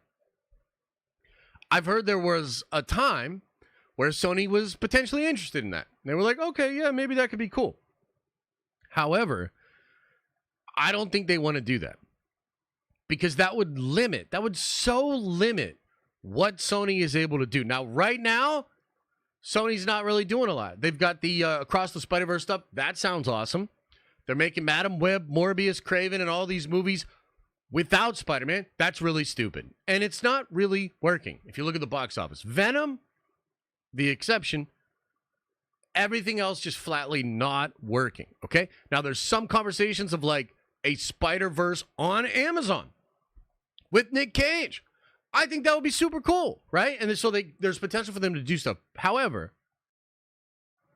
if they sign a deal with Marvel that makes it all one universe, Sony loses so much potential. There's so much they could do, stuff they're not doing, but stuff that they could do. Okay, now, because that report exists, I think what this means is Sony is going to allow Marvel to do Spider-Man in Secret Wars, to have Tobey be one of the leads. I still think that's happening. Maybe not Andrew now. But after Secret Wars, Sony will absolutely be doing their own multiversal story. The question is, how is this all going to fit together? And frankly, even though it's not the worst case scenario, I got to tell you, it's still not a good one. Because I still get super worried about what Sony will do on their end that could confuse how this works between the MCU and the Sony universe. It could confuse what's even happening in Secret Wars. I mean, you're talking about a company that literally did the Morbius post-credit scene where they're like, I don't know, something to do with Spider-Man, I guess, and then they're popping in and out of universes. It doesn't make any fucking sense. So that's what is probably going on. So it's still not a super good option. And who knows? I mean, look, from what we heard back then, right, after Spider-Man No Way Home, both Tobey and Andrew made it seem like they would come back, but only if it was significant, only if it was something super meaningful. And there's been pretty much silence since then. No indication that they're really coming back. I think the best, like, the closest to that we have is confirmation that Tobey is one of the leads of Secret Wars. That's awesome. I think it's a huge deal. Fantastic stuff, right? Other than that, we know nothing. We have no concrete plans for Andrew, even though some of the scoopers are like, oh, well, you could be getting some Andrew back. We have no idea, right? But they said at the time they would only come back if it's meaningful. So maybe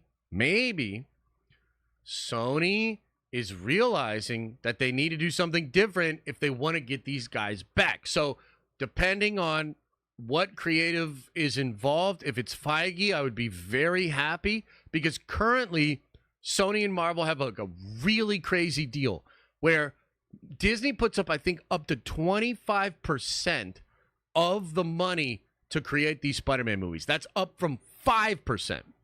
During the first two movies, it was 5%, I believe. Somebody double check me on this. And then when we get to the 2019, where they rip it out of control, Tom Holland's drunk calling Bob Iger and Tom Rothman, and they're all trying to figure it out, right? That was when the deal switched to 25%.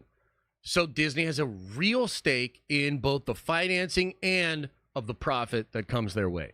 And the whole idea there is like, if Disney's going to give one of their most valuable assets, which is Kevin Feige, and that's from the branding perspective, just the name recognition, like all that stuff, and his actual fucking time and energy, right? Super valuable.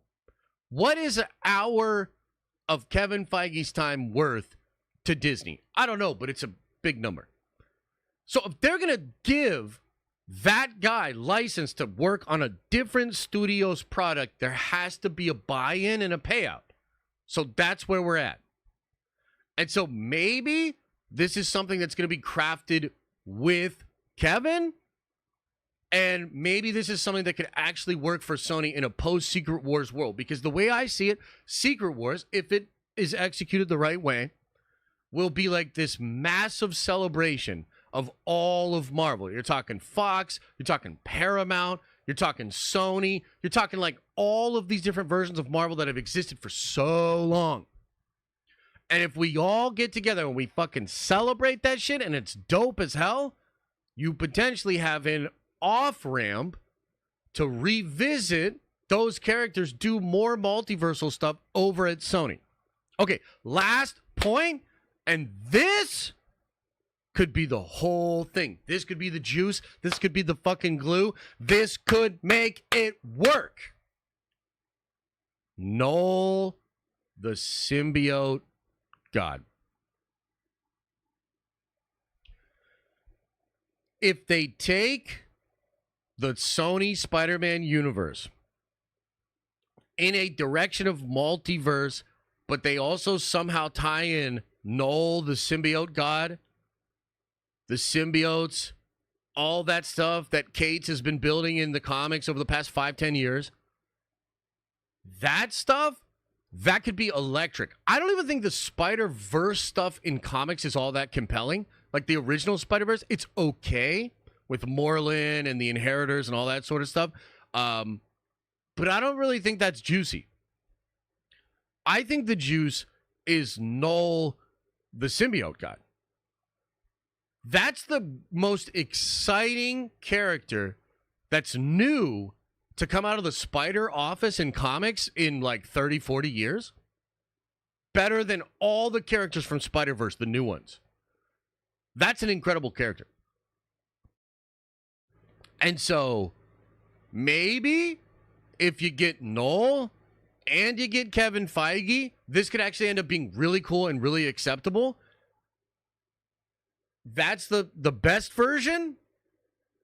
The middle version is they fuck off, do their own thing. It doesn't make any sense when you really think hard about it and Secret Wars, but Secret Wars still works if you just think about Secret Wars. That's like the middle version. And the worst fucking case scenario is Sony doesn't let Marvel have, like, basically, unless I'm mistaken, Sony could technically say no Spider-Man in Secret Wars, period. I don't know because of the Holland contract. Maybe they get Holland no matter what. But Sony owns the license. Sony is the gatekeeper of how Spider-Man is used in live action for Marvel and for Sony. So the worst case scenario is Sony's being Sony, and they're about to fuck up Secret Wars. And I hope that's not what it is. But I wanted to go over this rumor with you. I wanted to explain it. And I most importantly want to know, what do you think? What do you think? Let me know. Oh my God, it's hot in here. Have I mentioned how hot it is in here? Did you guys know it's a little bit heated in here? It's a little hot. The temperature is not pleasant. And it seems to only be rising. I don't know if you knew that. I'm just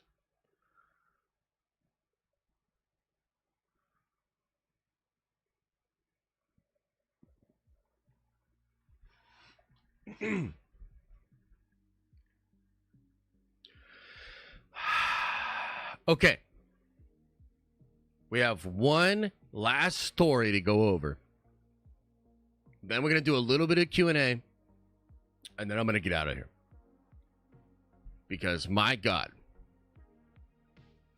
it's like a kiln in here.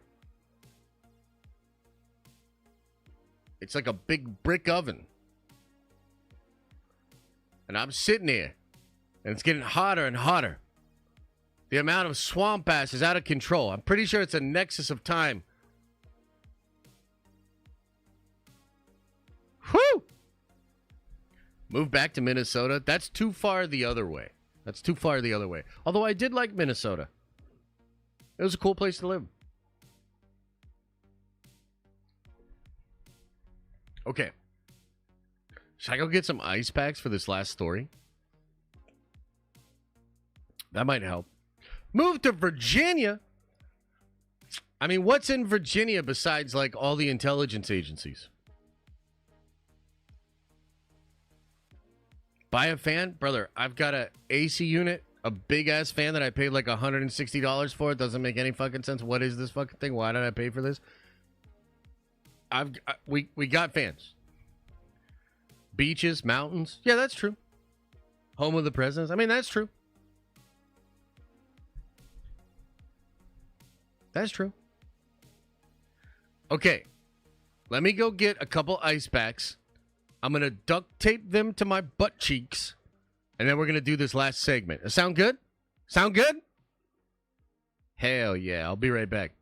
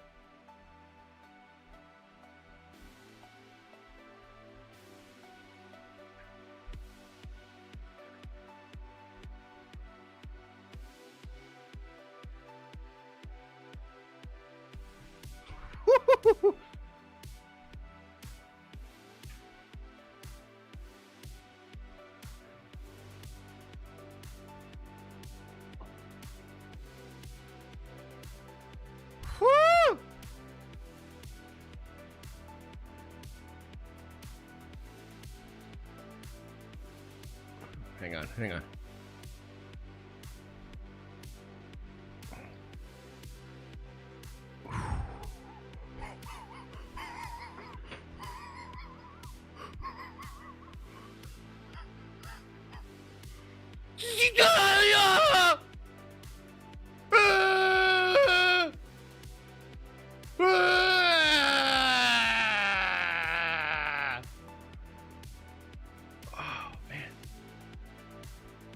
I'm gonna put my feet on these.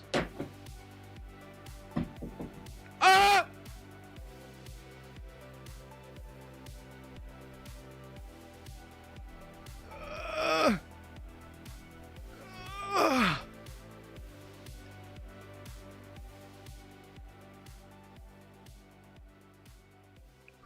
Feels like I just went into an ice bath. Holy shit. Oh my God. Okay.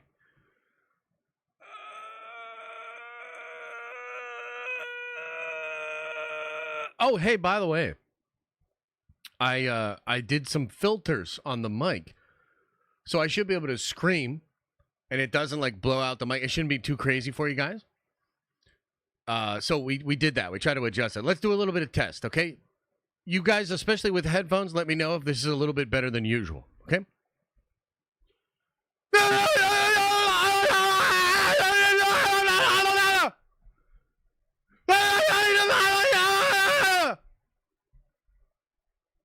Still pretty, is that pretty good?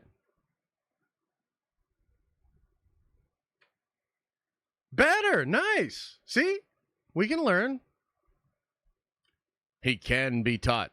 Yo, this is crazy. I'm probably gonna get frostbite on my ass cheeks. So let's get this going, okay? Here we go. Woo!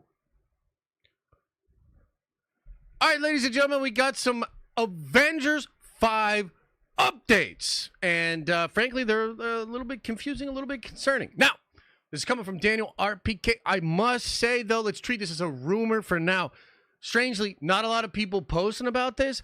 I even talked to some people that work on the Marvel Studios spoiler subreddit. They're like, I don't know what Daniel's on about these days. So, this could technically be 2-year-old information. Okay, so I just want to put that out there. But, what Daniel was saying is that Avengers 5 might end up being more grounded with multiversal elements, and they might now make Secret Wars 2 parts. Okay? Now the question is this actually new information? Like, is this Marvel actually saying, you know, we've been trying this, we've been trying that, now we kind of want to make Secret Wars 2 movies. Avengers 5 should be 1 movie, and it should be a little bit more grounded and kind of lead into it. Is that actually what they're doing? That could be. Daniel also says they're going to make an announcement about a Kang recast relatively soon. So, to me, that's going to be a big sort of point here. If they do that, then we can look back at the scoop and be like, wow, okay, Daniel was onto something. If not, he's full of crap. It's also possible Daniel's sources have been scared because of the situation with Toast. So maybe he actually lost some sources. That's possible too. And, you know, not trying to be rude or whatever, but that could be what's going on. Okay. Now, if this is real, I don't know how to feel about it. I mean, Avengers 5, I guess for me, it's like, can they do Avengers 5, make it small in scale, and then set up Secret Wars and do 2 parts of Secret Wars? Now, could they do that? Yes. Should they do that? I would argue no. I would argue given where Marvel is currently at right now, I feel like they really need to just get into Secret Wars. They don't necessarily need to go right to Secret Wars, but I think you need to start having these elements present themselves, because the whole reason that Kevin Feige and the executives put Secret Wars up on the board in 2019 at San Diego Comic-Con was because they realized a lot of the fan base did not feel like there was an actual direction. So the reputation was it's directionless now. Should have maybe ended after Endgame. What is the point of all of this? Where is this going? Etc. Etc. Marvel decided to try to make that better. They were going to put Secret Wars up on the board. That confirmed what a lot of us have been feeling as far as the way they were going with this, but there was no like straight evidence for it. Marvel kind of was like, no, it's real. This is what we're doing. Get excited. But even since then, I would argue almost nothing has actually done any work at setting up what Secret Wars is actually going to be, how it's going to work, who the villain is, and what the hell we're doing. Okay? So I still feel like it's arguably a mistake to just make the Kang Dynasty, then do Secret Wars and split Secret Wars into 2 movies. However, if the multiversal elements of that first Avengers movie are like Deadpool and Wolverine, maybe Doctor Strange, who's aware of crazy stuff that's going on, like, what does it mean to be grounded but have multiversal elements? Is this maybe a other villain, which is something else that Daniel's reported on, right? So is this the potential for another Thanos from the multiverse, or a different Kang, or maybe you've got Maestro Hulk who's coming in and being the main villain of Avengers 5? Like, there's a way you could do it that would basically see the Earthbound Avengers fighting against a multiversal threat on Earth, only to then be defeated, have Kang be like, I'm the big bad, and then destroy the entire multiverse, and then like the multiversal Avengers are saving everybody and presenting a big fight on Battleworld, right? So it kind of depends how they're going to handle it. Is this really just Secret Wars becoming 3 parts? That I could get behind. That I could actually like, right? Like, if you're going to basically just do Secret Wars and spread it out over 3 movies, which we always thought Eternity Wars could have been the 3rd movie, right? Are they doing that? And if they do that, do we then have more time in the Battle World saga? Okay? Now, the other thing that this makes me think about is the X-Men. Because, let me explain. Right now, the rumors on X-Men are that it's either going to be the post-Secret Wars MCU, or it's going to be a new universe that will come into conflict with 616 before Secret Wars or during Secret Wars. Meaning, are we going to do Avengers vs. X-Men with Fox X-Men versus the 616 Avengers or multiversal Avengers? To me, that's fire. Has that now become Secret Wars Part 1? I'm not sure. But if they really are splitting it up into 3 movies, I could better see how that X-Men movie and how the X-Men movie plan would tie in to the plans for Secret Wars in the multiverse.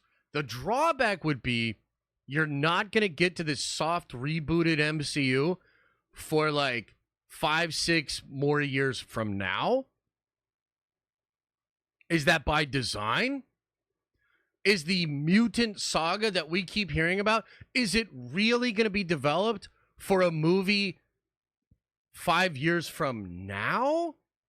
That doesn't really make any sense. So part of me thinks this is just old information that's being recycled. Part of me thinks, okay, this is a version of the new plan, but there's something missing. Maybe the multiversal villain in Avengers 5. Maybe how the mutants in the X-Men movie ties into that.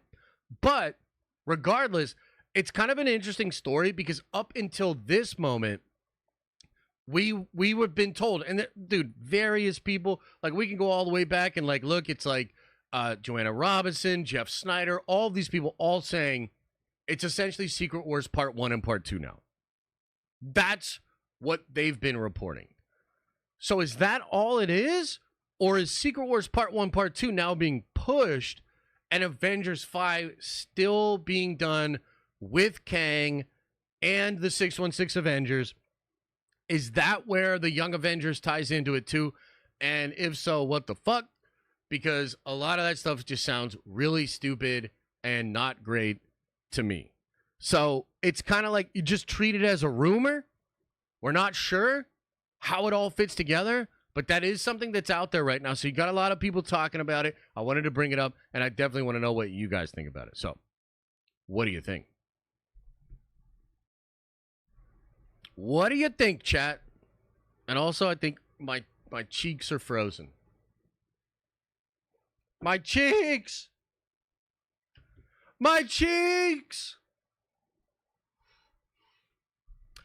Magneto skin in Fortnite is here. It's in the Battle Pass. Is it here right now? Bruh, get out of here. It's already here. I heard it was coming. No Diddy. My head hurts. It is a little bit of a complicated story. Right? Daniel, not credible, so don't worry about it. Magneto's coming in July. Hell yeah. So here's the thing. It's hard because Daniel has been very credible for a long time. He's always had some nonsense, but there seems to be a clear change. I don't know what's going on. Like, is he legit just recycling scoops? Like, is all this shit bullshit? I don't know, bro. I don't even know, bro.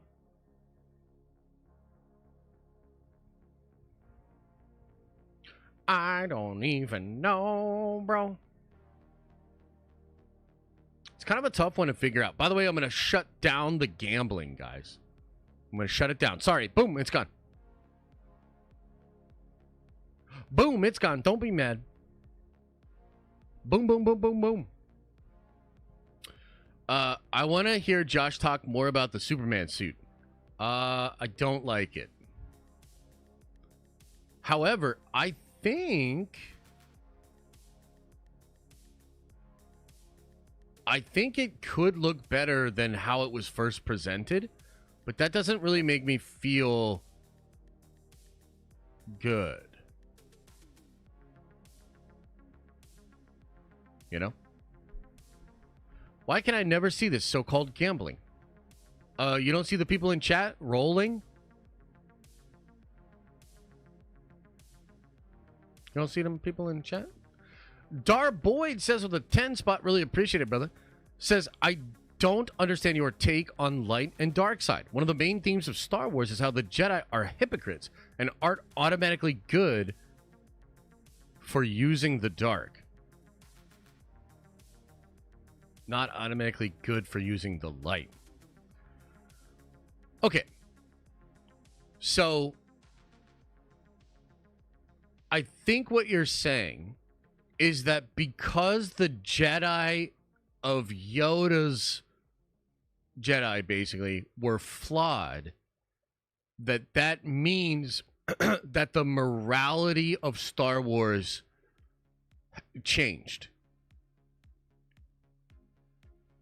Okay. So, just because those Jedi were flawed and they didn't see how they were being used does not mean that the truth of light and dark was affected. If you are on the light side, and actually the Clone Wars, it's kind of funny that like people don't get this because the prequels does a decent job of it, but really it was the Clone Wars. And I gotta imagine, Dar Boyd, that you even asking that question means that you have watched the Clone Wars over and over and over again. You've seen the Clone Wars, right? So the thing that I kind of find ironic about this is the Clone Wars went to great lengths to try to explain this. So, let's take just as an example. The many times that Anakin would be seeing something that was mandated by the Senate or the Republic or the Jedi, and he said, that's not right. You remember this? It happens a lot in the show. It's basically the theme of the show. Okay. Anakin was right. Okay? Anakin was right then. But he's wrong to allow that to be the excuse that makes him go to the dark side. Why? Why is he wrong when he turns? And why is he right when he points out the hypocrisy? If you can explain that, you will get it.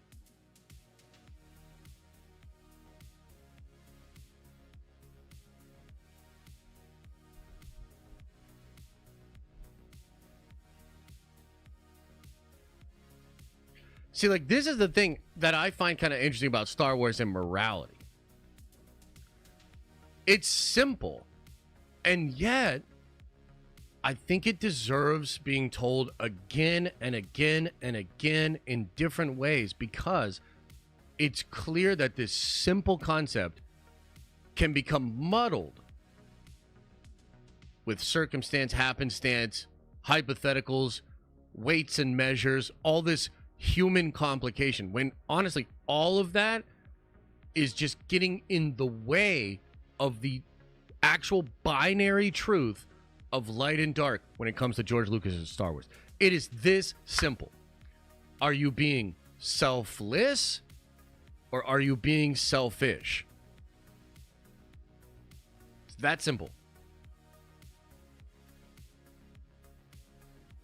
Right? Anakin was right when he was on the mission because he was being selfless. He was wrong when he went to the dark side because he was being selfish. I need him.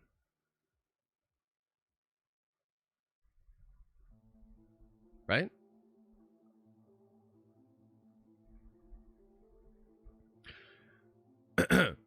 C-Dub says 5 gifted members. I appreciate it, brother. 5 gifted. Let's fucking go. Shreddy says, great Scott. 9 months. I guess we have a baby now. Nerd Avengers for life. Hey, appreciate you, brother. Thanks for the love. Thanks for the support. Rossi says, who invited Freddie Prinze Jr. onto the stream? Yeah, that's a good one. That's a good one. It's kind of interesting. We were talking about this, I forget when, it was a couple of days ago. Elise and I were having this conversation, and I said, you know, one of the things that this world has done to many people is give them such a bad taste for how unequitable things can be that they internally justify taking advantage and hurting others because they feel like that's the only way to get ahead. That is a trap. That is a falsehood. That is not true. But that is the tool of the devil. Like, the devil's greatest trick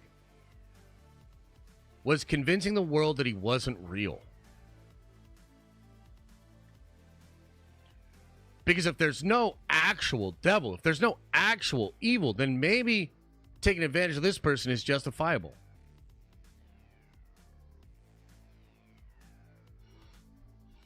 So that's something that happens in real life. That's what the morality of Star Wars is about. Yeah. So if you can understand that, you can understand how there is no great Jedi. Nah, fam, that's not a thing. Any little movement towards that side, you've already lost. Like, that's the whole thing.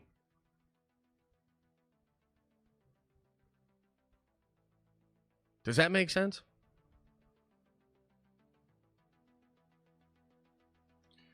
Like, a lot of this complication is just to get you to think like, well, it's not so bad if I do this. No, it is.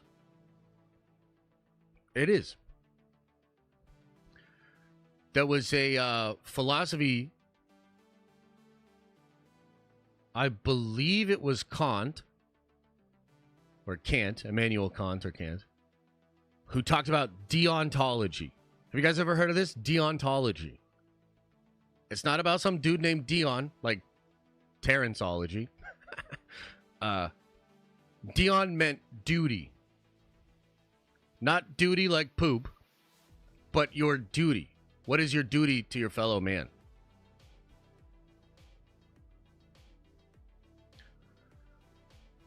Deontology talked about how industry was turning your fellow man to a means to an end, dehumanizing people. We were dehumanizing people to get to a certain end, the means to an end. But a human being is not a widget. A human being is something magnificent, and it is your duty as a human to another human to not let them become a means to an end, to appreciate and admire and honor the unique human element that is the other person. It's my duty to please that booty. Oh my God. So yeah, these kind of ideas have been around philosophically for a long time. A lot of ancient religions and just ways of thinking have talked about this. So like that is so important. And Star Wars to me is like one of the last vestiges of that kind of wisdom wrapped up in a exciting, pop culturally accessible ribbon. And so I really fear that being bastardized. Like, I really don't like it. RJ Brando, thanks for the 20, brother. Very generous. Says, it's pretty simple. A force wielder's perception can be gray or skewed, but the idea that light or dark are clearly defined in Star Wars. All good villains believe they're doing the right thing in their own mind. Oh, yeah, absolutely. I mean, Dooku's the perfect example, right? Dooku and Tales of the Jedi, this is why Tales is so great. You can sympathize, you can empathize, you can understand, and also realize that he killed Yaddle.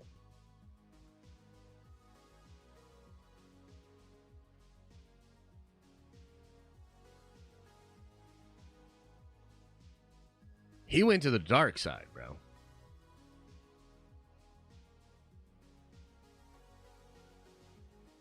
Yeah. So to me, if you're going to try to redefine or put the morality of Star Wars under a postmodern lens and try to actually make the point that the Jedi were wrong when they said, if you go to the dark side, it will forever dominate your destiny, that you have to be selfless, like all of these different things, then, oh my God, like, get it away from me. Get it away from me. Because that's not Star Wars. Lou says, just because someone stumbles and loses their way doesn't mean they are lost forever. True, but consider what you just said. It doesn't mean they're lost forever, meaning they're lost maybe for a long time. Like a redeemed person is just somebody that has come back. It doesn't cancel out all the horrible things they've done. It doesn't remove all of the bad that they've done. They've just realized that that's the path of destruction, self-destruction most of all. I mean, Anakin, if you think about Anakin, right? He takes this moment, he tries to use his power to assert influence, and if you listen to Anakin on Mustafar, he's saying, my new empire, once I get rid of the Emperor, I can then make the universe a better place. Once I have the power, I can do better. And because I can do better, anything is justified for me to get the power. He might have even thought that he could have been the hero, that he was so powerful, he could reshape reality and create utopia. But that is the path to the dark side. Ego, hubris, selfishness. You know what I'm saying? You know what I'm saying? You know what I mean? You know what I'm saying? Oh, the Franklin Richards thing? I saw a little bit about that. Where'd you DM me? On Twitter?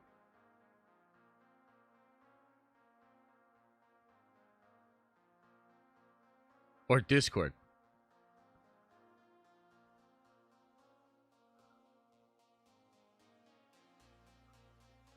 Ooh, yeah. No, it could definitely be that. I've thought about that. I might make a whole theory about that, because I think that's probably what's happening. Yeah. All right, everybody. Look, there was more stuff I wanted to get into today. But it's too how. It's too how. But. Hey, Frank Poe, welcome to the Nerdvengers, baby. You are a Nerdvenger now. Did I see RDJ do a little Avengers roast? Yeah, it was great. Can't wait for him to come back and save us from this mediocrity. Take a cold shower and then immediately come back to the stream. Look, the beautiful thing is, we've got the thing. We've got the air conditioner. If it weren't a holiday weekend, they could literally install it over the weekend. So it's here. Hopefully Tuesday, they're going to get here. Hopefully it's not too crazy expensive. They can help me out and we could get this in here. It might be in here fully functioning by the watch party for Ahsoka, which I will still have the kill switch.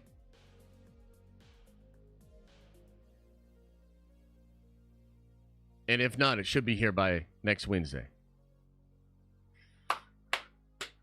Woo! And then we've got a long summer of watching dope shit and having dope commentary and nerding out, baby. Oh, yeah, it's not Ahsoka. Fuck, you're right. God damn it. I tricked myself into thinking it was something I actually wanted to... I mean, Acolyte! Acolyte! Den of Josh can't English. You're not wrong. You're not wrong, man. I don't English very well, bruh.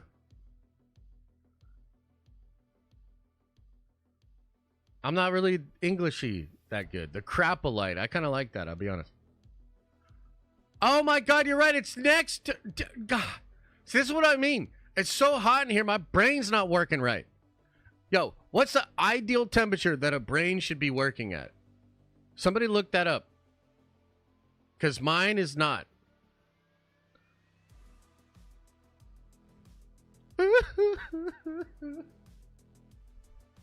Also, how much do you think they're going to charge me to install this thing, dude? It better only be a couple $100, dude.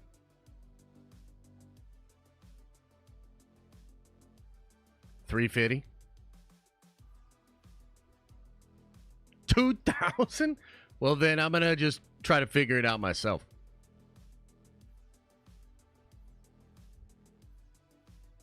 What's the temperature in the room? I'm not sure, but I'm telling you, man, when the lights are all on and we've got the computers and stuff going, it can get up to like 90. 2K? No!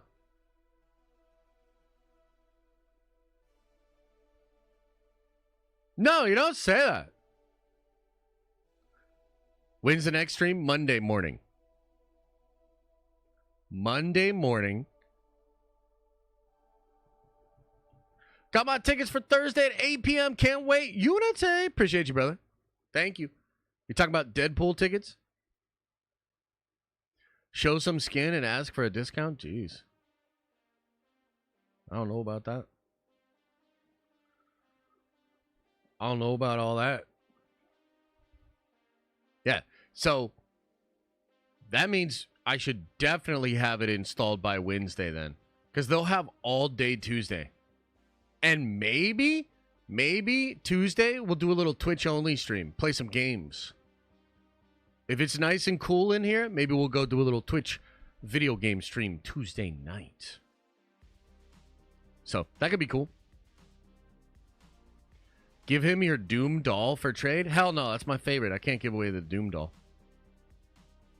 Do you smell your chair when you sit down? No. No, Kimosabi. That is unwise.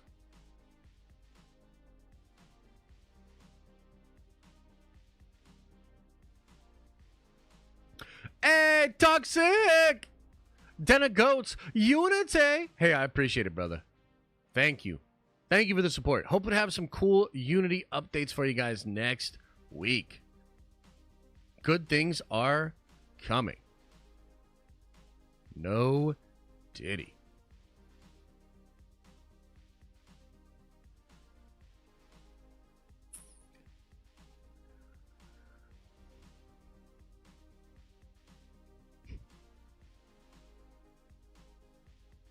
All right, everybody. Hey, I appreciate you guys. Thanks for being here. Sorry it's a little bit shorter. Oh, okay. Let me knock out some of these. Rossi says, just want to say I hope you and your family have a great holiday weekend. Thanks for being you. You can tell me to shut the F up at any point. I know I can be too much. It all comes from a good place. Much love. No, you're good, bro. You're good. I appreciate the support. And also, like, I don't think you're too much. I think you're asking good questions. Sometimes you guys will pester me about stuff and it can get a little annoying, but, like, honestly, that's on me. Like, I, for a living, get on camera and let a bunch of hooligans into chat, and I've got to deal with it. My job is to create a fun experience for you, not for me. Like, imagine if streaming was just about me having a good time. No, it's really more about making sure I make sure that you are having a good time. So, I'm pretty sure almost all of you have pushed me to the absolute limit at one point or another. But we're still here, and we're keeping it moving. So, you know, seriously, though, the heat and the air conditioner thing, that's going to help. Because, like, I'm not trying to be a baby, but, dude, when you're, like, really uncomfortable, it makes that part of the job even more difficult. You know what I mean? Just like, oh, I can handle all that stuff, but if I'm like, oh, man, if I'm just, oh.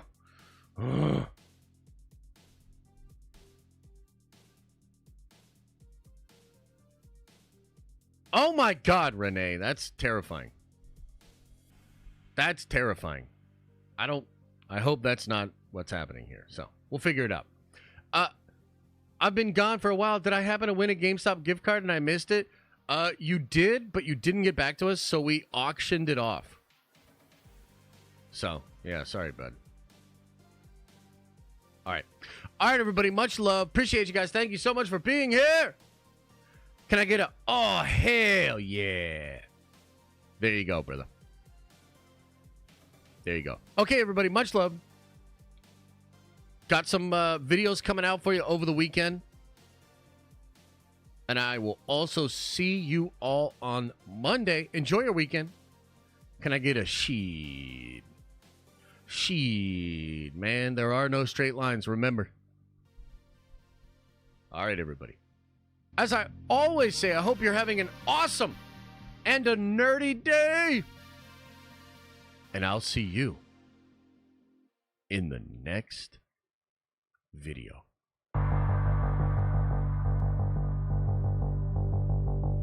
And thanks for the gifted.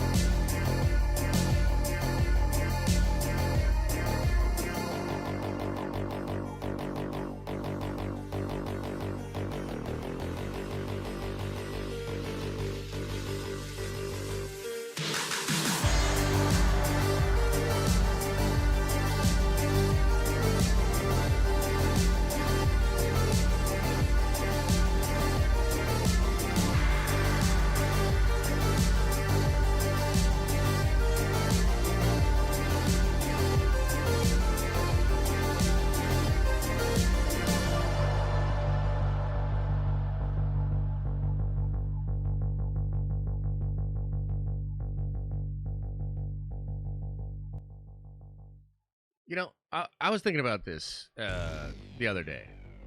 Imagine going to a sculptor, right? Because currently, right now, we're trying to get a sculpt done for one of my characters in Unity. Imagine going to a sculptor and saying, you know, for my superhero, this is the sculpt. This is what I'm thinking. This will really get him excited. He's sitting on a chair, pulling on a boot, kind of like looking not urgent in any way, almost like he's frustrated that he has to go out and save the world.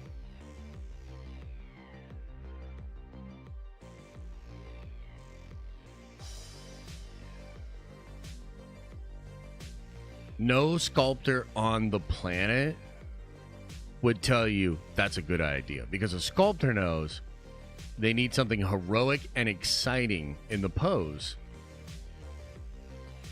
All right, anyway, you know what I'm saying. Is everybody gone? Did everybody leave?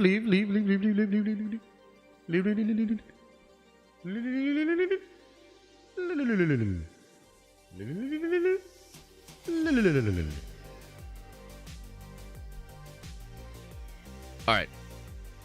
I appreciate you guys more than you know. Thank you for your time, for your attention. Thank you for the likes. Thank you for the comments in chat. Thanks for keep coming back to the streaming channel. Thank you. I appreciate you. I literally couldn't do this without you. I'd be in a room really fucking hot all on my own.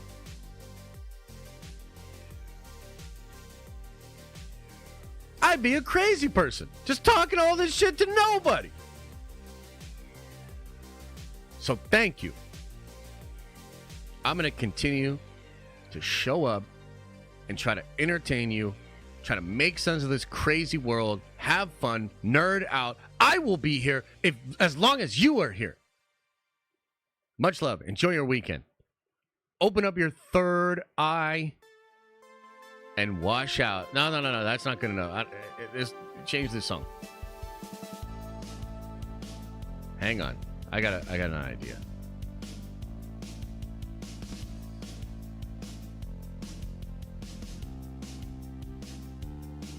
Where's it at? Hell yeah. Open up your third eye and wash out your stinky butt.